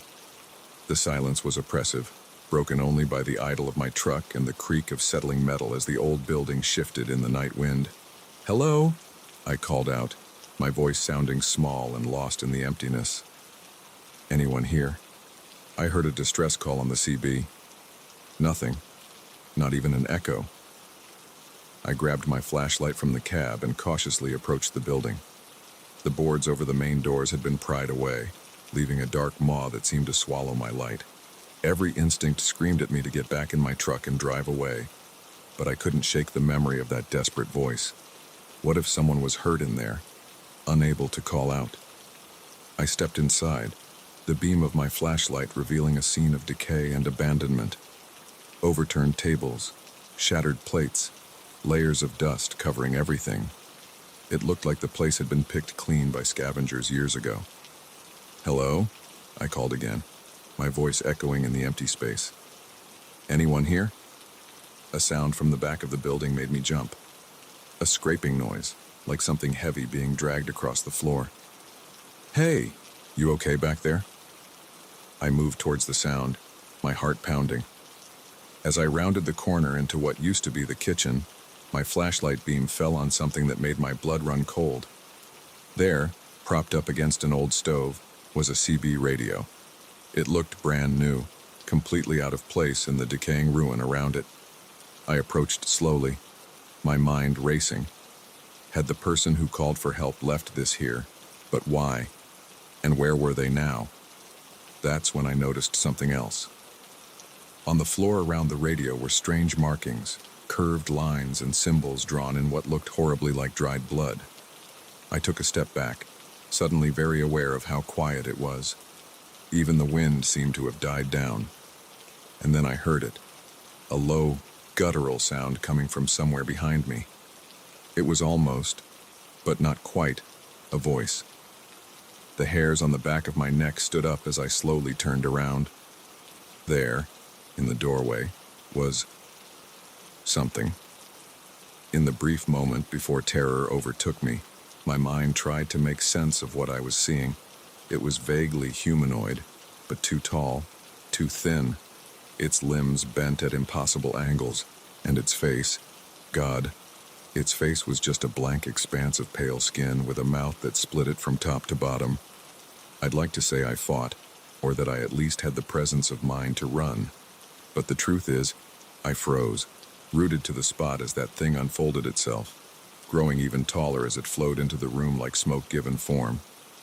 It reached for me with hands that were more like claws, and I felt my consciousness slipping away. The last thing I remember is the CB radio crackling to life, that same desperate voice calling out for help. I woke up in my truck, parked on the side of the highway. For a moment, I thought it had all been a vivid nightmare. But then I noticed the dust coating my clothes, the scratches on my arms. And there, on the passenger seat, was the CB radio from the abandoned truck stop. My logbook showed I'd lost almost 6 hours. 6 hours that I had no memory of. I drove to the nearest town in a daze, checked into a motel, and tried to make sense of what had happened. Had I really seen what I thought I saw? Or had my mind conjured up some impossible horror to fill in the gaps in my memory? I thought about going to the police, but what would I tell them? That I'd been lured to an abandoned truck stop by a ghost on the CB, then attacked by some kind of monster? They'd laugh me out of the station if they didn't lock me up for my own safety. In the end, I did the only thing I could do. I got back on the road and finished my run. But things were different after that night. I found myself jumping at shadows, flinching every time the CB crackled with static. I started taking routes that avoided long stretches of empty highway, even if it meant longer trips. And that CB radio, I couldn't bring myself to get rid of it, but I couldn't stand to have it in my truck either. It sits in a storage unit now, wrapped in chains and locked in a box. Some nights I swear I can hear it calling, that same desperate voice begging for help. I've tried to find out more about the Starlight truck stop since then. Turns out, it has quite a history. Stories of disappearances going back decades. Truckers who stopped there and were never seen again. Local legends about ancient burial grounds and doorways to other worlds. I don't know what to believe anymore. I don't know if what I experienced was real, or some kind of hallucination, or something in between. But I do know this. There are things out there in the darkness that we can't explain. Things that lurk on the edges of our world, waiting for someone to answer their call. So if you're ever out on the road late at night, and you hear a desperate voice on the CB begging for help, think twice before you answer. Because sometimes, the call for help isn't coming from someone in trouble. Sometimes, it's coming from the trouble itself. And if you find yourself driving past an abandoned truck stop in the middle of the New Mexico desert, keep on driving. Don't look back. And whatever you do, don't stop. Because you never know what might be waiting there in the darkness, ready to pull you into a nightmare you might never wake up from. As for me, I still drive, but never at night if I can help it. And I keep my CB turned off, no matter how lonely the road gets. Because I know now that some calls are better left unanswered, and some mysteries are best left unsolved.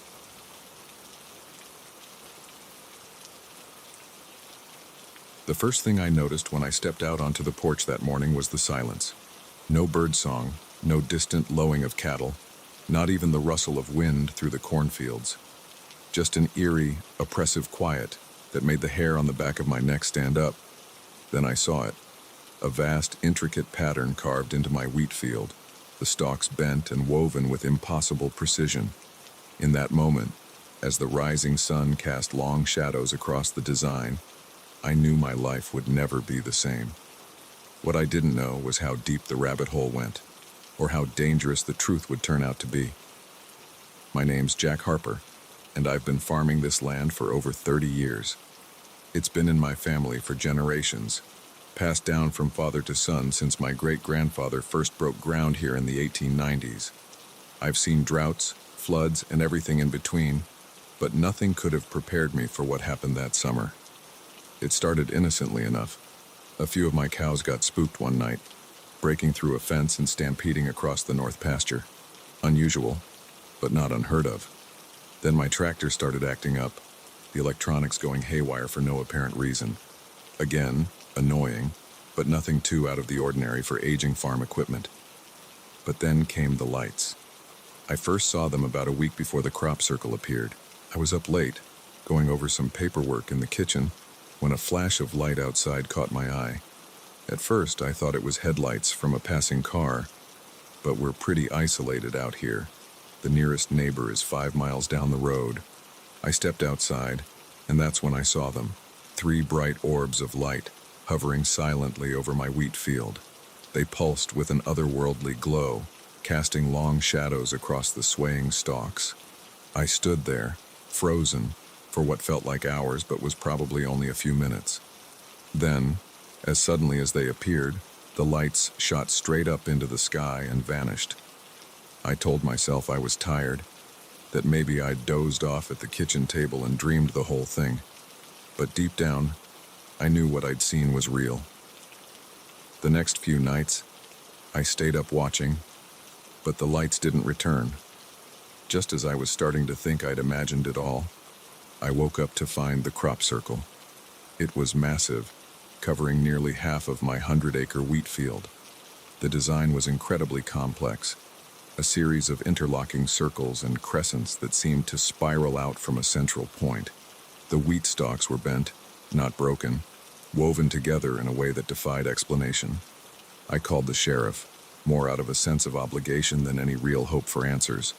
Bob's been a friend for years, but I could see the skepticism in his eyes as he surveyed the damage. It could be pranksters, he suggested, not sounding very convinced. You know how kids get in the summer looking for thrills. I shook my head. Bob, this would have taken a team of people all night to do, and they'd have left tracks. Look at the ground. There's not a single footprint or tire track anywhere. He didn't have an answer for that. Word spread quickly, as it tends to do in small towns. By noon, my driveway was clogged with curiosity seekers, amateur paranormal investigators, and local news crews. I did my best to keep them off my property, but it was like trying to hold back the tide. That's when things started to get really strange. It began with the animals. My dogs, usually friendly to a fault, became aggressive, snarling at anyone who came near the crop circle. The cattle refused to graze anywhere near that field, clustering at the far end of their pasture and bellowing uneasily through the night. Then the equipment failures escalated. Not just my tractor now, but every piece of electronic equipment on the farm. Cell phones died within minutes of being fully charged. The TV emitted nothing but static, occasionally interrupted by bursts of what sounded like voices speaking in an unknown language. And the dreams. God, the dreams. Every night, I found myself wandering through that wheat field. The stalks whisper singing around me in voices just on the edge of comprehension. Something was always just ahead of me, always just out of sight. I'd wake up in a cold sweat, the taste of metal in my mouth and the feeling that I was on the verge of understanding something vast and terrible. About a week after the crop circle appeared, I had a visitor. He introduced himself as Dr. Alan Friedman, an astrophysicist from the State University.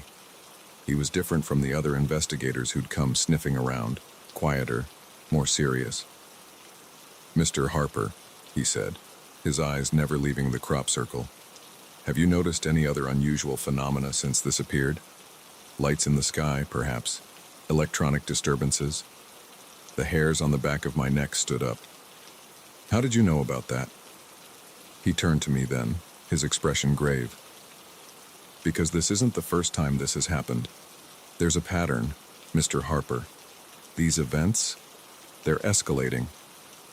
Over the next few hours, Dr. Friedman told me things that shook me to my core, about other crop circles, all following a similar design, appearing across the country over the past few years, about increased UFO sightings in those areas, and about people who had gone missing, always in the weeks following the appearance of a circle. We believe, he said in a low voice, that these are some kind of test sites, that whatever intelligence is behind this is preparing for something bigger. I wanted to dismiss it all as crazy talk, but I couldn't, not after what I'd seen, what I'd experienced. What do they want? I asked, my mouth dry. Dr. Friedman shook his head. We don't know, but we think you might be in danger, Mr. Harper. These sites, they seem to have a strange effect on the people closest to them. We've documented cases of unusual behavior, of people claiming to receive messages or orders from some unknown source. As he spoke, I felt a chill run down my spine. I thought of my dreams, of the whispers just on the edge of understanding. "What should I do?" I asked. "Let us set up some monitoring equipment," he said. "And whatever you do, don't enter that field. No matter what you hear, no matter what you think you see, promise me." I promised, but promises, I would soon learn, are hard to keep when reality itself seems to be unraveling around you. The next few days were a blur of activity. Dr. Friedman and his team set up cameras and sensors around the perimeter of the crop circle. They took samples of the soil and the wheat, muttering to each other in low, worried tones. And all the while, the whispers in my dreams grew louder, more insistent. I'd wake up with strange symbols etched in my mind, my fingers itching to draw them. The urge to walk into that field, to reach the center of the circle, became almost overwhelming. It all came to a head on the 7th night after the circle appeared. I was jolted awake by a sound I'd never heard before, a low, thrumming vibration that seemed to come from everywhere and nowhere at once. I stumbled to the window and felt my heart stop. The crop circle was glowing, pulsing with a soft, blue-white light that seemed to beat in time with the thrumming sound. And there, hovering above it, were the lights I'd seen before. But this time, they were descending. I don't remember deciding to go outside. One moment I was at the window, the next I was running across the yard in my pajamas, drawn toward the circle by a force I couldn't resist. Dr. Friedman's warning echoed in my head, but it seemed distant, unimportant. All that mattered was reaching the center of the circle, meeting whatever was coming down from the sky. I was at the edge of the wheat field when a hand grabbed my arm, yanking me back. It was Dr. Friedman, his face pale in the otherworldly light. "Harper, no!" he shouted over the thrumming. "If you go in there, we'll lose you." I struggled against his grip, the whispers in my head drowning out everything else. But he held firm, and slowly, painfully, I felt the compulsion begin to fade. We watched, transfixed, as the lights descended into the center of the crop circle. There was a flash so bright it left spots dancing in my vision, and then nothing. The lights were gone. The thrumming stopped. The crop circle lay dark and still. In the days that followed, government agents swarmed my farm. The crop circle was dug up. Every grain of soil tested and retested. I was questioned for hours, as were Dr. Friedman and his team. They found nothing, no radiation, no unexplained elements. Nothing to prove that anything out of the ordinary had happened. The official story became that it was an elaborate hoax, despite the lack of any evidence to support that theory. But I know what I saw. I know what I felt. It's been 5 years since that night. I still farm the land, but things are different now. The wheat doesn't grow in that field anymore, no matter what we plant. On quiet nights, I sometimes think I can still hear those whispers on the edge of my mind. And sometimes, when I look up at the stars, I can't shake the feeling that something up there is looking back, watching, waiting. I don't know what would have happened if I'd made it to the center of that circle. I don't know what's coming or when, but I do know this. We are not alone, and the universe is stranger and more terrifying than we can imagine. So if you ever find a strange pattern carved into your fields, or see lights in the sky that move like nothing you've ever seen before, remember my story. And whatever you do, don't answer when they call, because once you do, there's no going back.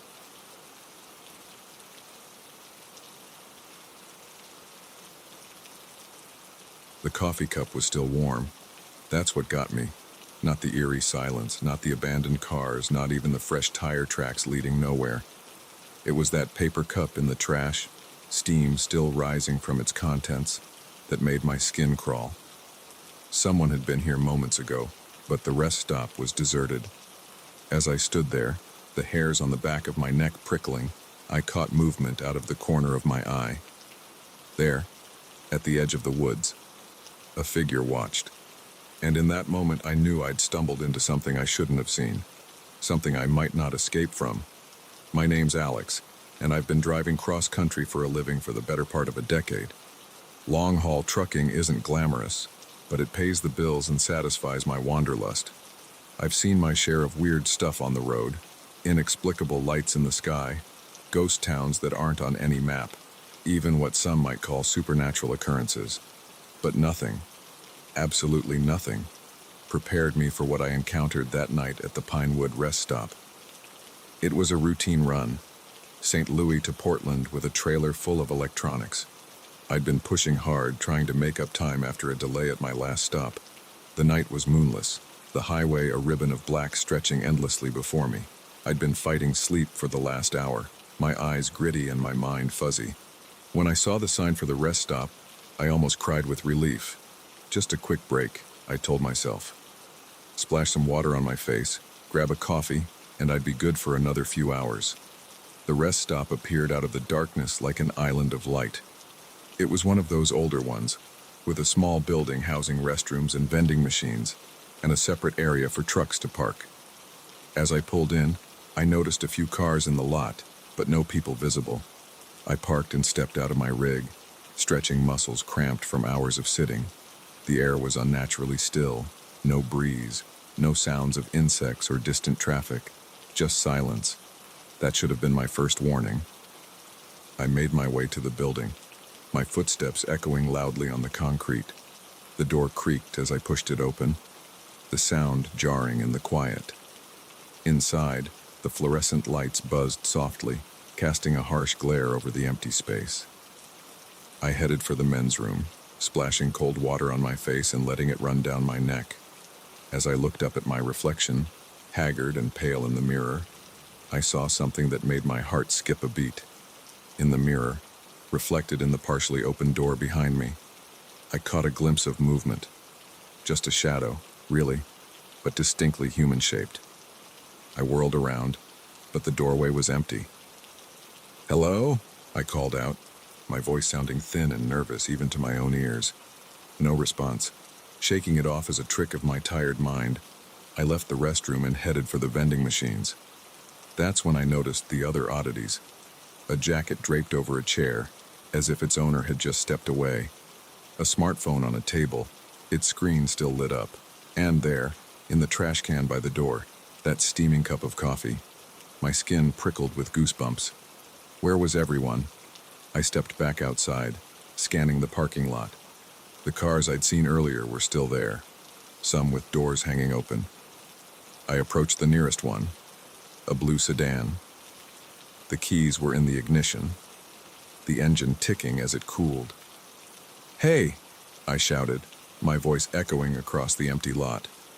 "Anyone here?" The silence that answered was deafening. That's when I saw the tire tracks, fresh ones, leading from one of the parking spots and stopping abruptly at the edge of the lot, as if the car had simply vanished into thin air. My heart was pounding now, adrenaline clearing the fog of exhaustion from my mind. Something was very, very wrong here. I turned, intending to run back to my truck and get the hell out of there. That's when I saw it. The figure at the edge of the woods. It was human-shaped, but somehow off. Too tall, too thin, its proportions not quite right. It stood perfectly still, half hidden behind a tree, watching me. I froze, caught in its gaze like a rabbit before a wolf. For a long moment, neither of us moved. Then, slowly, it raised a hand, beckoning. Terror jolted through me like an electric shock. I ran, sprinting back to my truck with a speed I didn't know I possessed. I fumbled with the keys, swearing as I dropped them, scrabbling in the gravel to retrieve them. As I pulled myself up into the cab, I risked a glance back. The figure was closer now, no longer hiding behind the trees. In the harsh glare of the rest stoplights, I could see it more clearly. And God, I wish I couldn't. Its skin was pale, almost translucent, stretched too tight over an impossible frame.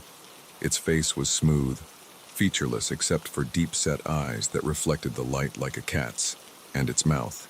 Its mouth split its face from ear to ear, filled with needle-sharp teeth. I got the key in the ignition, the engine roaring to life.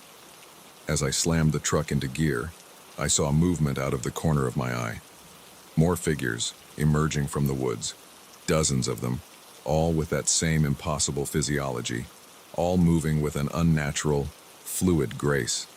I floored it, the truck's tires spinning in the gravel before finding purchase.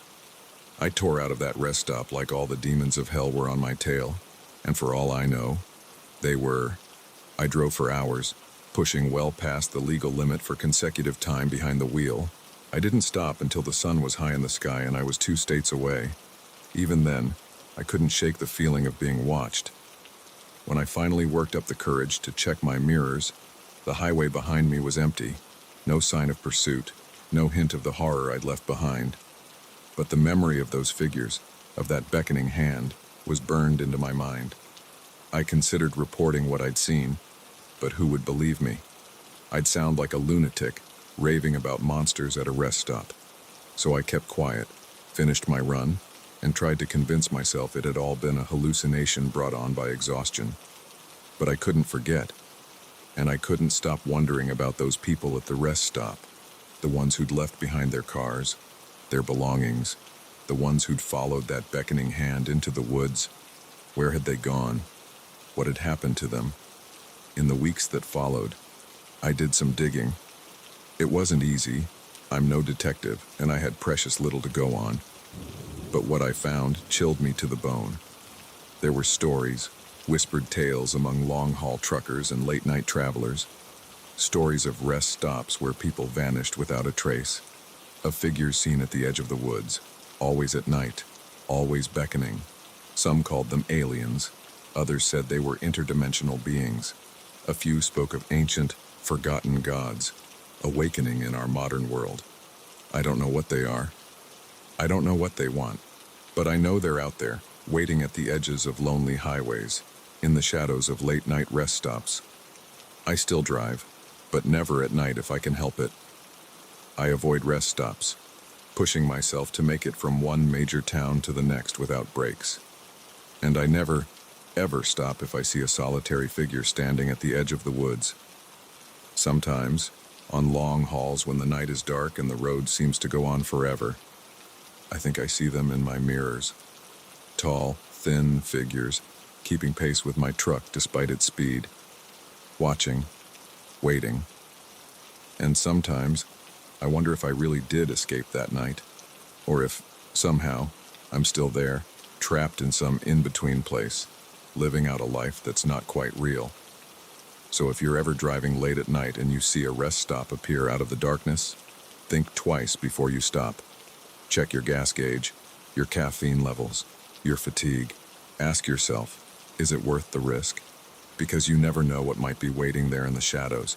You never know who or what might be beckoning you into the woods, and once you follow, you might never find your way back. Remember my story, and keep driving, no matter how tired you are. Because some rest stops aren't meant for rest. Some are gateways to places we were never meant to go. And once you cross that threshold, there's no coming back.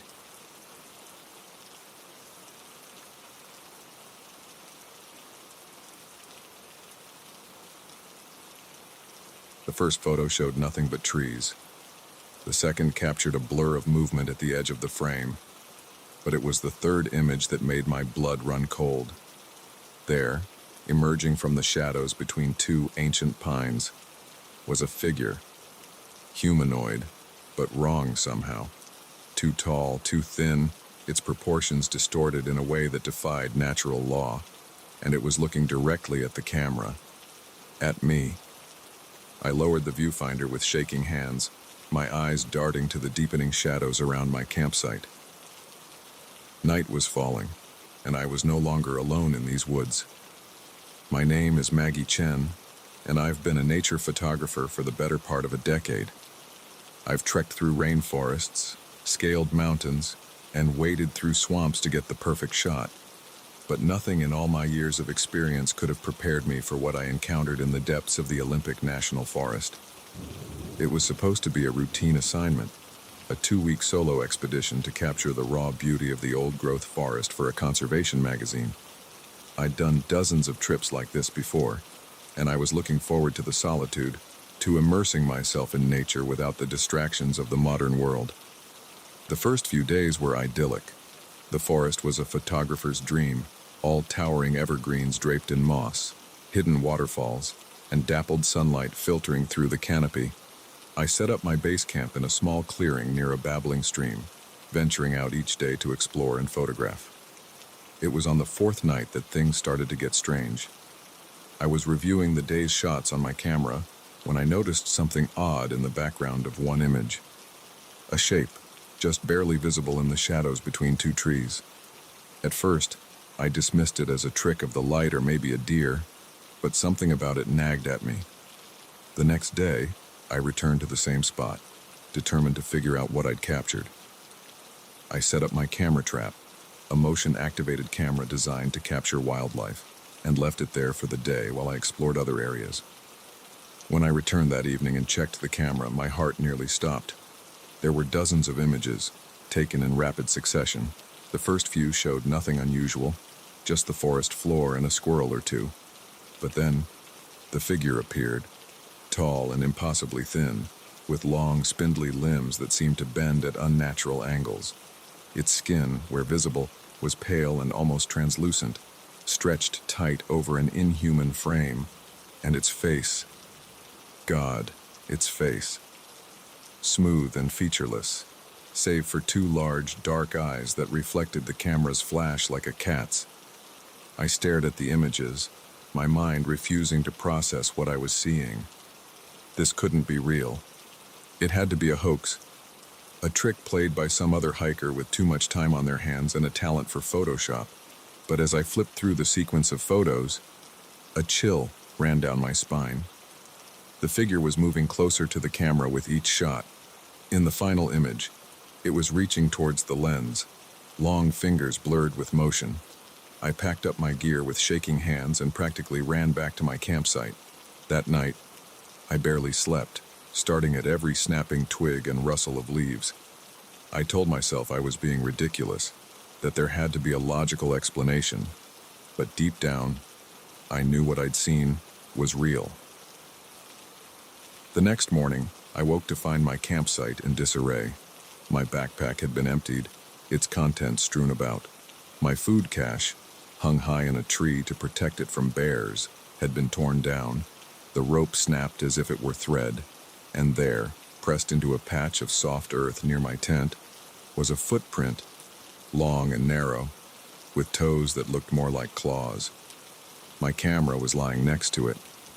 With trembling fingers, I turned it on and checked the most recent images. My heart nearly stopped. There were new photos, taken while I slept. Photos of my tent, of me sleeping inside, visible through the mesh window. And in each one, that figure was there, getting closer and closer. I should have left then, packed up and hiked out. Assignment be damned. But some combination of curiosity, stubbornness, and plain old stupidity made me stay. I convinced myself that if I could just get clearer photos, just understand what this thing was, it would all make sense. So I stayed. And each night, the creature came closer. I set up more camera traps around my campsite, capturing image after image of the being as it circled my tent. I barely slept, spending my nights huddled in my sleeping bag, clutching my hunting knife and jumping at every sound. During the day, I'd venture out, following trails of broken branches and those strange footprints. I found places where the undergrowth had been crushed, as if something large had bedded down. Once, I found a tuft of hair caught on a branch, coarse and gray, like no animal fur I'd ever seen. As the days passed, I began to feel like I was losing my mind. The forest, once beautiful and inviting, now seemed menacing. The trees loomed over me, their branches reaching out like grasping fingers. I couldn't shake the feeling of being watched, even in broad daylight. And still, I stayed. The need to understand, to document what I was seeing, had become an obsession. It all came to a head on what should have been my last night in the forest. I was planning to hike out in the morning, my assignment completed and my sanity hanging by a thread. I'd set up my cameras for one final night of observation, hoping against hope for that one clear shot that would prove I wasn't crazy. I must have dozed off despite my fear, because I woke suddenly in the pitch black of my tent. Something had changed. The ever-present sounds of the forest, the rustle of leaves, the chirp of insects, had gone silent. And there was something outside my tent. I could hear it moving, softly but unmistakably, circling, sniffing. I lay there, paralyzed with terror, as it completed its circuit. Then, to my horror, I saw the zipper of my tent begin to move. Slowly, inch by agonizing inch, the opening of my tent widened. I wanted to scream, to run, to do anything, but my body wouldn't respond. I could only watch, eyes wide in the darkness, as a long, pale hand with too many joints slipped through the opening. The hand paused, as if sensing my fear. Then, deliberately, it reached towards my camera, which lay next to my sleeping bag. In that moment, survival instinct finally overcame my paralysis. I lunged for the camera, snatching it away from that terrible hand. In the same motion, I kicked out at the tent wall, tearing through the fabric and tumbling out into the night. I ran, blindly, desperately, clutching the camera to my chest. I crashed through underbrush, stumbled over roots, branches whipping at my face. Behind me, I could hear it pursuing, not running but moving with a terrible swiftness, flowing through the forest like smoke. I don't know how long I ran or how far. My lungs burned, my legs ached, but terror drove me on. Finally, mercifully, I saw lights ahead. The ranger station at the trailhead, a beacon of civilization in the wilderness. I burst out of the tree line, gasping and sobbing. The startled ranger on duty took one look at my wild eyes and torn clothing and ushered me inside, locking the door behind us. The rest of that night is a blur. I remember telling my story, the ranger's skeptical looks turning to concern as he saw the raw fear in my eyes. I remember the police arriving, taking my statement, and I remember the moment when they asked to see my camera. With shaking hands, I turned it on and began to scroll through the images.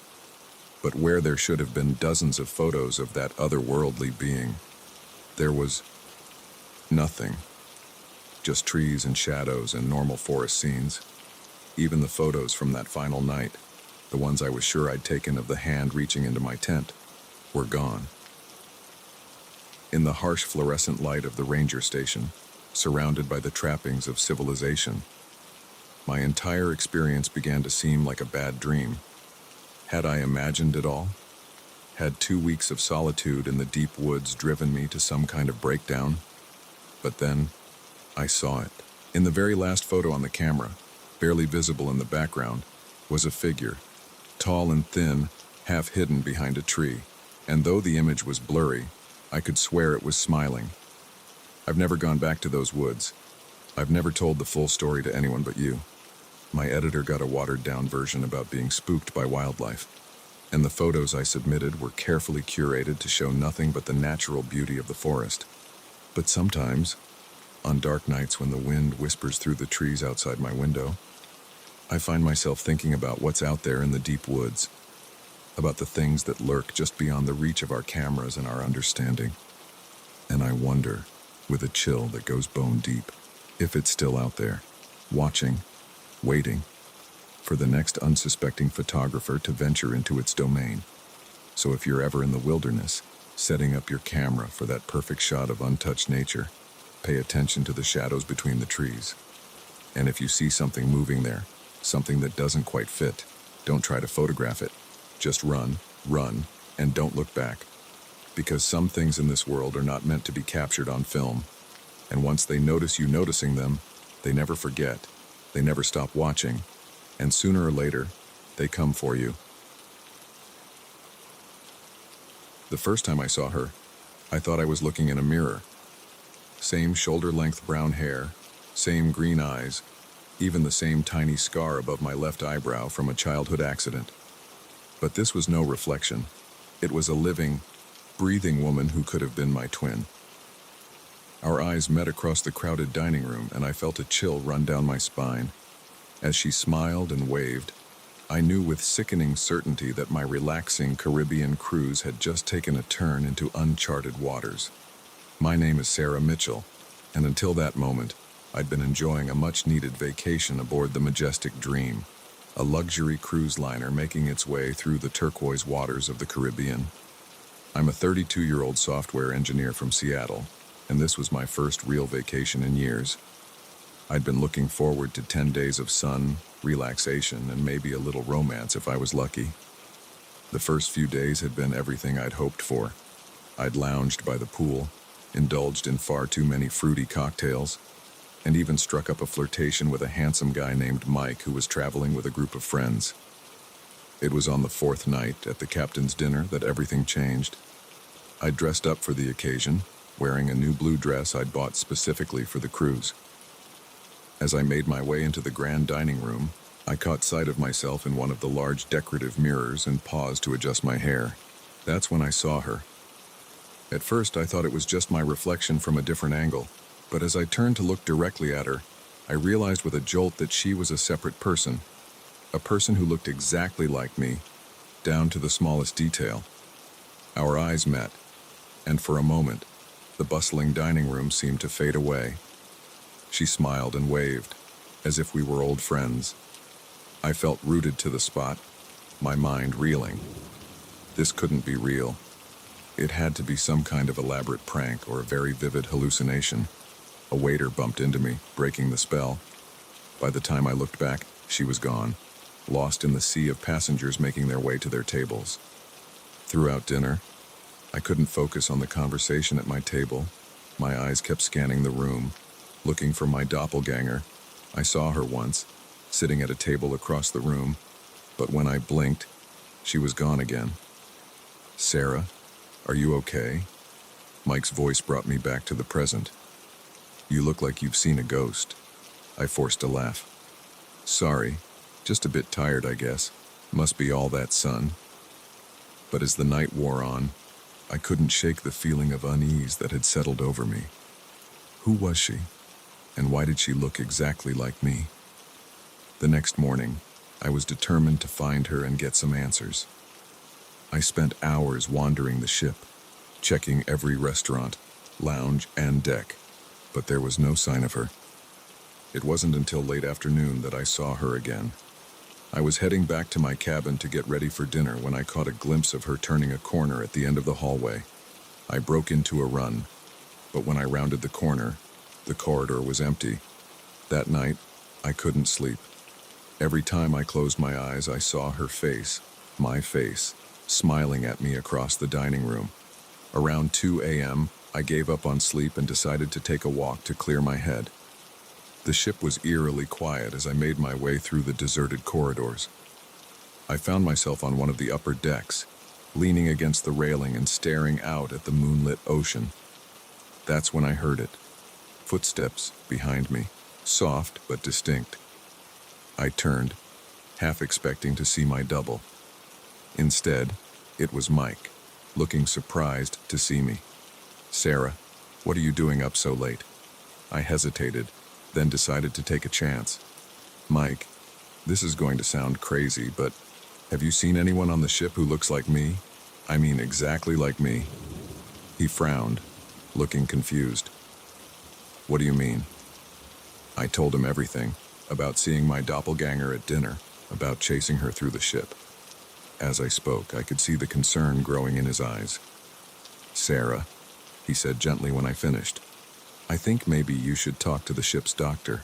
Stress can do funny things to a person's mind, and—" "I'm not crazy," I snapped, then immediately felt guilty at the hurt look on his face. "I'm sorry, I know what I saw, Mike. She's real." He nodded, but I could tell he didn't believe me. "Okay, look, why don't we do some investigating tomorrow? If there really is someone who looks that much like you on the ship, other people must have noticed too, right?" I agreed, grateful for his support, even if he thought I was losing my mind. We made plans to meet for breakfast, and I headed back to my cabin, feeling slightly better. That night, I dreamed of mirrors, endless corridors lined with mirrors, each one showing a slightly different version of myself. I woke up gasping, drenched in sweat. The next few days were a blur of paranoia and fruitless searching. Mike and I questioned other passengers, checked passenger lists, even bribed a junior crew member to let us look at security camera footage. But there was no sign of my mysterious double. Other passengers were starting to give me strange looks.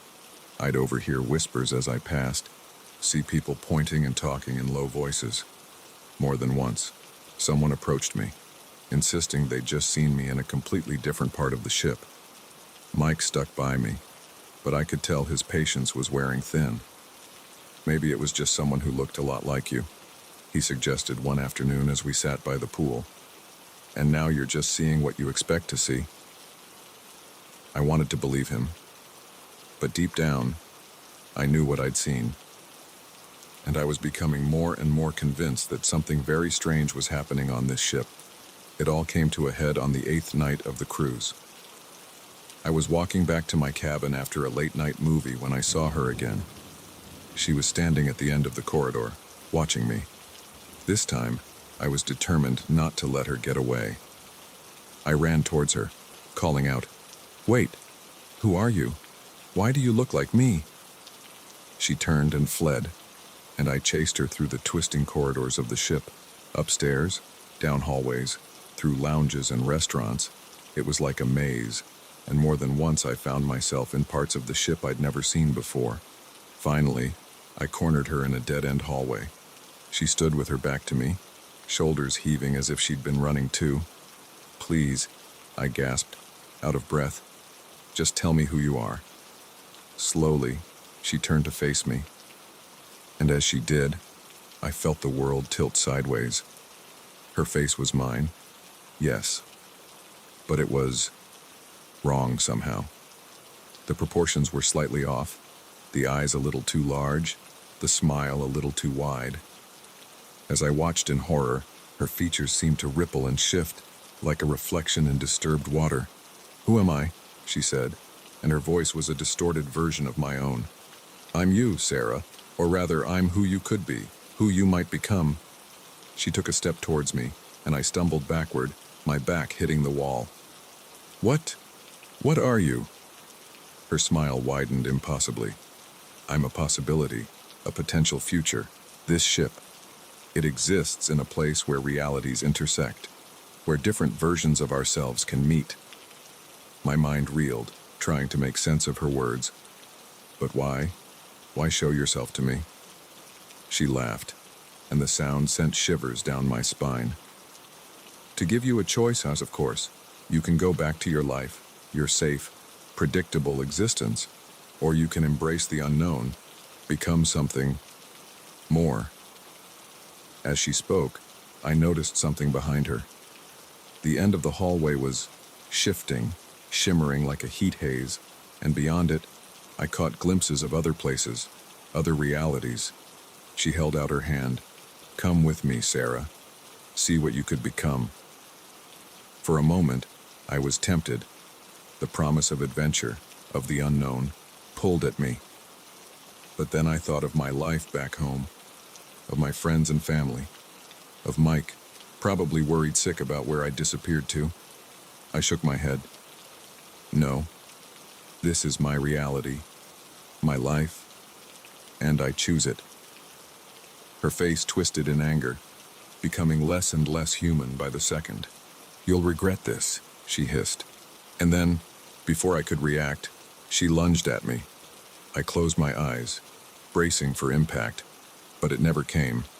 Instead, I felt a rush of wind, a sensation of falling, and then nothing. When I opened my eyes, I was back in my cabin. Sunlight was streaming through the porthole, and the sounds of passengers enjoying the morning filtered in from the hallway. For a moment, I thought it had all been a dream, but then I noticed something on my bedside table, a small silver pendant, shaped like a key. something I'd never seen before, but that looked strangely familiar. I picked it up, and as I did, I caught a glimpse of myself in the mirror. For just a second, I could have sworn my reflection smiled at me with a mouth that was a little too wide. The rest of the cruise passed uneventfully. I never saw my doppelganger again, and eventually, I managed to convince myself that stress and too much sun had played tricks on my mind. Mike and I grew closer, and by the time we docked, we were making plans to see each other back in the real world. But sometimes, late at night, I find myself looking at that silver key, and I wonder about roads not taken, about other versions of myself in other realities. And I can't help but think that somewhere out there, on a ship sailing through the spaces between worlds, another Sarah made a very different choice. So if you ever find yourself on a cruise and catch a glimpse of someone who looks just like you, remember my story, and think very carefully about the choices you make. Because sometimes, our doubles are more than just reflections. Sometimes, they're glimpses of who we might become, for better or for worse.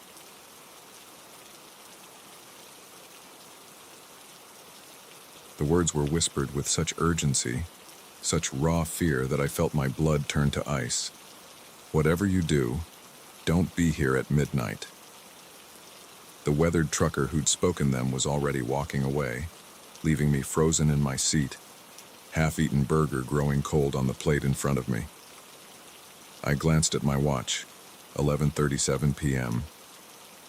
As I looked around the diner, taking in the tense faces and furtive glances of the other patrons, I realized with growing dread that I'd stumbled into something far more sinister than a late-night pit stop. My name's Jack, and until that moment, I'd been on a routine cross-country drive from New York to Los Angeles. I'm a freelance photographer, and I'd taken on a last-minute gig that required me to transport some sensitive equipment that couldn't be trusted to shipping companies. The pay was good, and I figured the road trip would give me a chance to capture some interesting shots along the way. I'd been driving for nearly 18 hours straight, fueled by gas station coffee and the kind of determination that only comes from a looming deadline. When I saw the neon sign for Mel's Diner, glowing like a beacon in the dark Nevada desert, I decided to pull over. My stomach was growling, and I figured a hot meal and a real cup of coffee would do me good. The diner looked like something straight out of a 1950s postcard, all chrome and red vinyl booths, with a jukebox in the corner playing old rock and roll tunes. But as soon as I walked in, I sensed something was off. The place was surprisingly busy for the middle of the night, but the atmosphere was tense, almost electric. I slid into an empty booth and ordered a cheeseburger and coffee from a waitress whose smile seemed a little too forced. As I waited for my food, I couldn't help but notice how everyone in the diner seemed on edge. Conversations were hushed, and people kept glancing at the large clock above the counter. When my food arrived, I tried to strike up a conversation with the waitress. "Busy night, huh?" She nodded, her eyes darting to the clock. "Yeah, it usually is around this time." "Oh, you get a lot of late-night traffic?" She hesitated, then leaned in closer. "Look, honey, you seem nice, so let me give you some advice. Eat quick and get back on the road. You don't want to be here too long." Before I could ask what she meant, she was gone, hurrying off to another table. I sat there, burger halfway to my mouth, thoroughly confused. That's when the trucker at the counter turned to me and whispered those chilling words, "Whatever you do, don't be here at midnight." As he walked away, I noticed other patrons starting to leave. They moved with an urgency that seemed at odds with the late hour, practically running to their vehicles. I flagged down my waitress again. "What's going on? Why is everyone leaving?" She glanced nervously at the clock, 11:45 p.m. now, and sighed. "I shouldn't tell you this, but things happen here at midnight. Bad things. Nobody knows why, but it's been going on for years. Some say this place sits on some kind of convergence, a weak spot between worlds. All I know is, Yarn, you don't want to be here when the clock strikes 12. I laughed, though it sounded hollow even to my own ears. "Come on, you can't be serious." What? Is this place haunted or something? Her expression remained deadly serious. Worse. Now please, for your own sake, finish up and go. I wanted to believe it was all an elaborate joke, some weird local custom to scare tourists, but the fear in her eyes, the palpable tension in the air, it felt too real to dismiss. I gulped down my coffee and threw some bills on the table, deciding that whatever was going on, I didn't want to stick around to find out. But as I stood up to leave, I noticed something that made my heart skip a beat. The door to the diner was gone. Where the entrance had been was now just a solid wall, covered in the same tacky wallpaper as the rest of the place. I blinked hard, convinced I must be more tired than I thought. But when I opened my eyes, the wall was still there. "It's starting," someone whispered. I turned to see the other remaining patrons, about a dozen in total, huddled together in the center of the diner. The waitress was among them, her earlier composure crumbling as she clutched a coffee pot like a weapon. "What's starting? What the hell is going on here?" I demanded, panic rising in my throat. An old man with a face like weathered leather spoke up. "It's midnight, son, or it will be in about..." He checked his watch. 2 minutes. That's when they come." "Who comes? What are you talking about?" But before anyone could answer, the lights began to flicker. The jukebox, which had been quietly playing Great Balls of Fire, suddenly switched to a slow, discordant melody I didn't recognize. The temperature in the diner seemed to drop several degrees in a matter of seconds. "Circle up," the old man shouted. "Remember, don't look directly at them, and whatever you do, don't let them touch you." The group formed a tight circle, facing outward. Without thinking, I joined them, my back pressing against strangers as we huddled together. The waitress pressed something into my hand, a salt shaker. "Salt and iron," she muttered. "Only things that slow them down." I wanted to laugh, to tell them all this was insane. But the words died in my throat as I saw something moving outside the windows. Shapes, darker than the night itself, flowing like smoke but with a terrible purpose to their movement. They pressed against the glass, which began to frost over despite the desert heat. And then, as the clock struck midnight, the real horror began. The shapes outside seemed to coalesce, forming vaguely humanoid figures that were somehow more terrifying for their almost recognizable form. They oozed through the cracks around the windows, seeping into the diner like a noxious gas. Someone in our group whimpered. I felt a hand grasp mine and squeeze tight. The old man's voice rose in a chant, words in a language I didn't understand. Others joined in, their voices shaking but growing stronger as they repeated the phrases. The shadow figures circled us, their movements jerky and unnatural. I caught glimpses of limbs that were too long, of faces that shifted and changed like smoke.